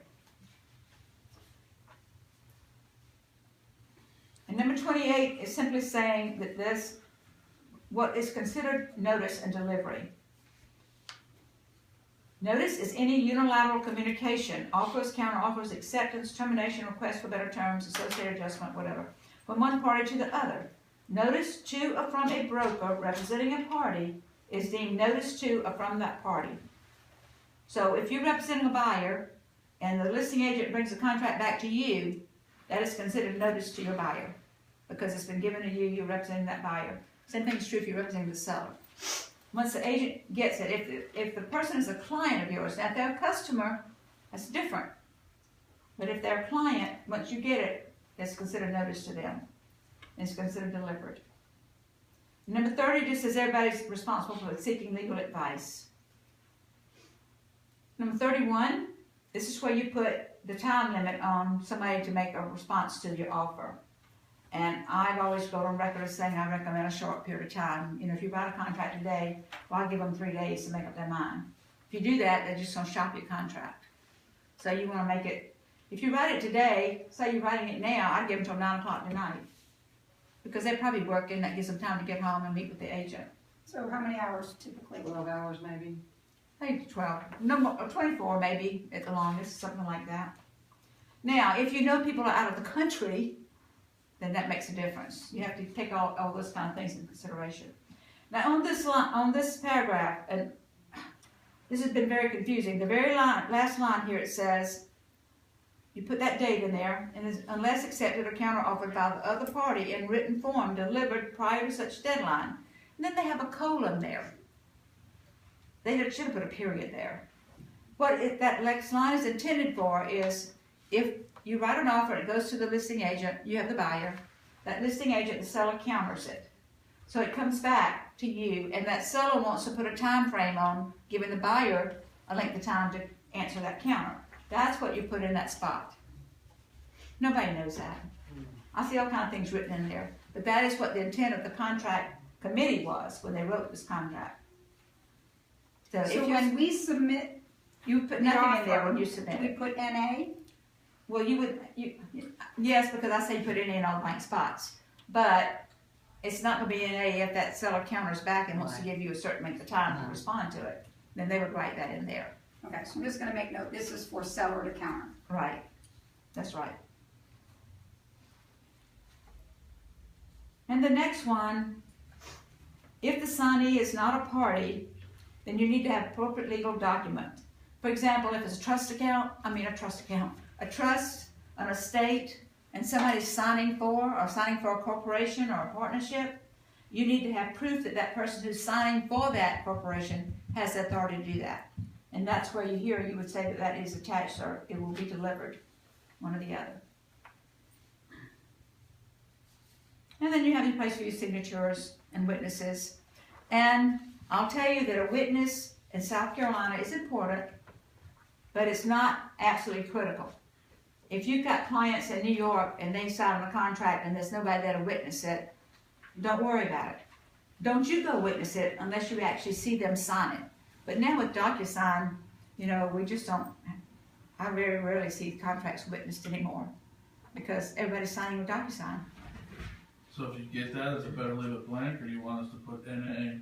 Now, I would just leave that blank. In the power of attorney or, to be delivered within how many business days? Is that not out? No, most of the time it's not, but 5 probably if you have to put it in there, yeah. Right. But most of the time you're not even gonna fill that out, Right, yeah. right. I wouldn't do anything on the signatures blocks other than have your buyers sign what they need to sign and date and time. But as far as a witness, if there's a witness, great. If not, don't worry about it. And the bottom of all these pages up to them, you know, had the boxes at the bottom for buyers and sellers to initial. And the next page, which is the last page, page 8, people think it's not important. It really is an important part of the contract. The top section is to do with the earnest money. And if you have given earnest money to another agent someplace to hold, or attorney or whatever, you want to make sure they sign this. that they do have the earnest money.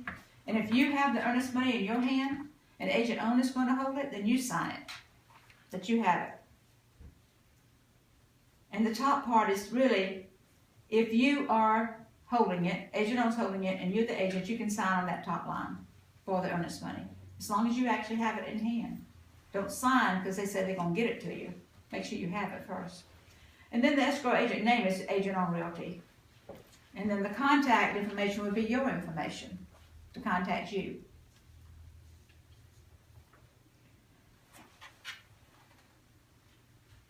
And then the next section is to do with the buyer section. If you're representing the buyer, hopefully you're a buyer's agent, so you check that box. And then fill out everything in there. I can tell you that my license number is 17815, but you'll have to put the broker's license number in. 17815 is mine, and I expire 6/30/15. I'm sorry, we put that in, broker in charge, license number is, I'm sorry. 17815. 171. 17815. And expires when? 6/30/16. 1:30. 17. 8:15. Okay. And 6/30/16. Yes. And then you fill the rest of this out for your information. And then if you're representing the seller, and you the buyer, hopefully when they brought you the contract, they fill in the top, and then you fill in the bottom as a seller agent. If you have both buyer and seller, and the buyer is a client and the seller is a client, then you are what? Dual agent. A dual agent. So you'll mark the dual agent box. If it is your listing, maybe it's Debbie's listing and Adam brought an offer, then what are y'all? Designated agents. And you check that box. The other thing is, if you have a listing and somebody calls you on it and on the sign and you show it to them and you don't really get a buyer agreement there, you treat them as a customer. They decide they want to make an offer and they want to be a customer. Because you already represent the seller, you really would prefer that they be a customer. On this page, the section about the buyer, just write the word customer across it. Because you're not representing anything there. They would just be a customer. Or you could leave it blank, but I like writing the word customer. That just emphasizes to this buyer that they are a customer. So Without a across client. this whole section here? you Just put right across it, customer. yeah. I'll leave it blank, but you want to emphasize to them that you're not representing them. And that's the way to do it. So when you write customer across, they're representing themselves, is that? They're representing themselves, right. And that's another agency class all in itself too. Is that common here? No, I not talked a lot really. about that in class I took too. No, it's not common. It does happen though. And I recommend if somebody calls you on a sign, and you don't know them and never had a relationship with them, and you already represent that seller, I suggest you treat them as a customer until such time they do not want to buy your listing. And then you can turn them into a buyer client. Because you really can't be a dual agent. I mean, that's ridiculous. South Carolina allows that, and that's just ridiculous. You become a facilitator, that's what you become. You don't represent either party. So we've been trying to get that law changed in South Carolina to call it a facilitator. Because that's really what you are. Dual agent's impossible. Okay, due diligence. Real quick, we're going to go over this quickly. I don't have any idea what time it is, but it must be late. What is it? 5 after 12. Yeah. After 12? Oh, I have gone.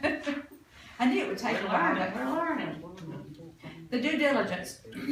You're going to fill out the top of this, of course, easy. Address, all that. Due diligence period ends no later than blank business days. The business days you put in here, what's pretty typical is 10 to 15 days, something like that. 10 days usually is enough, but you gotta know if your inspectors are really busy or they're not. Now you can be able to get an inspector, get it done and get the repairs and all that stuff within repairs needed, know what's needed in that length of time. The repairs do not have to be done during that period of time. You just need to know what needs to be done and then present it to the seller to see if they're willing to do it. So 10 to 15 days, 10 days is usually enough, really. Because you're talking about business days, which is really over 2 weeks most of the time. This next little section here confuses people. I suggest just forget about it. Don't even think about it. Because it doesn't mean anything. You start reading it and you think, well, maybe I have to do one of these. You don't have to do any of those. You can just say, I don't want this place. I don't like Mama Liz's hair. I want out. So, just, that is confusing. Just so, those 5 things, forget about it. Where, what, under termination? Yeah, it says during the due diligence period, seller agrees buyer may choose any of the following. Yeah, you can choose any of those. You can choose to do anything. It says, I don't want it. So, basically what happens with the due diligence, you get those 10 business days in there to do any inspections that buyer wants. And that blue sheet you've got there would help you with the little hints about things that they might want to check out. If it has a swimming pool, they want to get that inspected as well as the house. Maybe they want to build a swimming pool later. So they need to check to see if a swimming pool can be built there. Maybe they were worried about how far the school is away. Maybe they're worried about, who knows what they're worried about. Anything that they have a concern about, they need to have inspected during this period of time. Because once this period is over, they're buying the house as is. If you let this date go by and forget about it, like our friend that got sick and didn't check her email, that's a sad day because the buyer is agreeing to buy it as it is.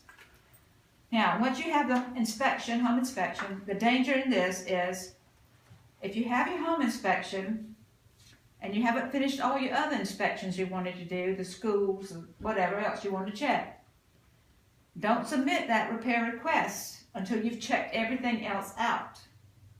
Because if you submit the repair request for the repairs, and if the seller signs it the way you submitted it, due diligence is done. It's over. That repair addendum says that in the verbiage of the repair addendum. It says if the seller signs it, due diligence is over. Now, most of the time, they're not going to sign it the way you present it, but there's no guarantee of that. So you better be sure all your other inspections are done that they want to do during due diligence before that. The other danger is you can't wait too late to submit that. That's why sometimes maybe 15 days is better than 10, depending on how quickly you can get an inspector out there. Because they've got to receive that repair addendum. The seller may have to get estimates from contractors or whatever to see if they can do or not do. So that might take them a couple days. Then they got to respond back. So you can't submit that repair request to them the day before termination date. Because they're probably not going to get it back to you. And then due diligence will be over. So people say, well, what if the seller just drags their feet and purposely doesn't get it back to me? That's possible. What are you going to have to do? You got to do an addendum to extend the due diligence or terminate. We had this thing this week. Agent was panicking because the termination was coming up at 10 o'clock on Monday morning. And the buyer had some other inspections they wanted to get done. And she couldn't try to get the seller to sign the extension on the due diligence. And the seller said, I want my attorney to look at it first. And it's 9 o'clock on Monday morning. And then it gets to be 9:30. And I said, you better terminate this contract. Terminate it now. So, as it turned out, she was lucky. She didn't terminate it, did not do what I asked her to do. But she got real lucky. The lady signed the extension at 11 o'clock. But had she not signed that, that buyer was in trouble. That buyer said they would buy that house like it was. And that buyer was not going to be willing to do that. So that was going to be a mess. So you need to terminate. If you can't get things worked out in time, terminate it. You can always go back and revitalize it. How long does it take to get it terminated? Once you sign the termination form, once your buyer signs it, and you sign it, and then you deliver it, and you have proof that that agent has it, the seller doesn't have to sign it. It's done. That's the way the termination form is written. Okay. It's once your buyer signs it, and you prove you delivered it to the agent that represents the seller, then the seller doesn't have to sign it. But then you can always revitalize the contract. It's much safer to do that than to sweat whether this person will sign the extension of the due diligence. That made me How extremely do you nervous. prove that you delivered it to the seller's agent? Email, fax, you call and get them to tell you, get them to respond that they've gotten it. And you write down the day and time they tell you they received it. Write down in your notes. Always follow it up. Because, you know, you can email stuff and sometimes it goes to la-la land. It goes in spam or whatever. So If you don't hear from them, though, what happens? You need to try to figure out a way to hear from them. I would rather take it to them, make them sign in front of me. and You make can a do copy that, of you the can hand signature. deliver it to them, right? Most of the time they don't answer the phone, most agents answer their phone. You think? So the rest of this, really, in a nutshell, we go down to the termination fee. Byron King, who's the attorney for the South Carolina Association of Realtors, said you should put $1 in there at least. I used to tell people to put 0, but he says you should put some value, so at least $1. If you're representing the buyer, that's what I advise you do. If you're representing the seller and the buyer wants a long due diligence period, then I'm going to advise you, the seller, to ask for more money than that. Because you're asking them to keep the house off the market for a month or something. That's not fair. But you, representing the buyer, you put $1. The rest of this basically is saying what it's saying in this printed material is what I've just said. If you don't terminate by this termination date, then the buyer is agreeing to proceed with the contract. Now, CL 100 and appraisal, which has to do with finance and CL 100 are outside of the due diligence. So you don't have to worry about getting the loan during the due diligence period. You don't have to worry about the CL 100 being done during the due diligence period because that is outside of due diligence. Sometimes when you're selling a really old house that you're worried about the CL 100, the termites and stuff, you might want to include that in your due diligence period. If you do that, then you're probably going to have to order a second termite letter or CL 100 letter later because it's only good for 30 days. But sometimes it's important for people to include that in the due diligence period. Can you clarify that a little bit more? So if they don't obtain that during the due diligence period, are you saying that if that comes back unacceptable to the buyer, they can still get out of it? The CL 100? Yeah. Yeah. Okay, so No, that's we're what not. you I take that back, no. If the seller agrees to make it a clean CL 100 letter, then the buyer has to take it If they agree to repairs and whatever needs to Right. be done. on the CL 100. The buyer just can't get out if it's just because they don't like it. That's why sometimes you may want to include it in the due diligence period.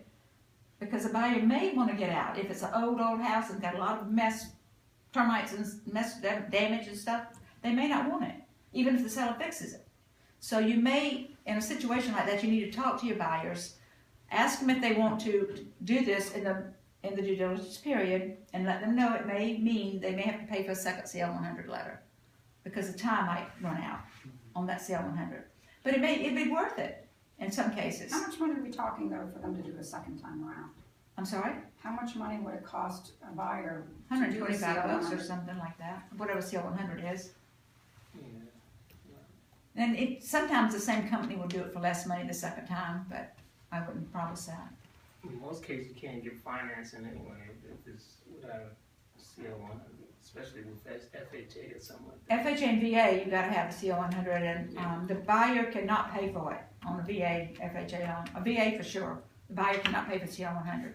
Seller has to pay for it there. So if somebody's getting a VA loan, I'm not sure about the FHA, but I know that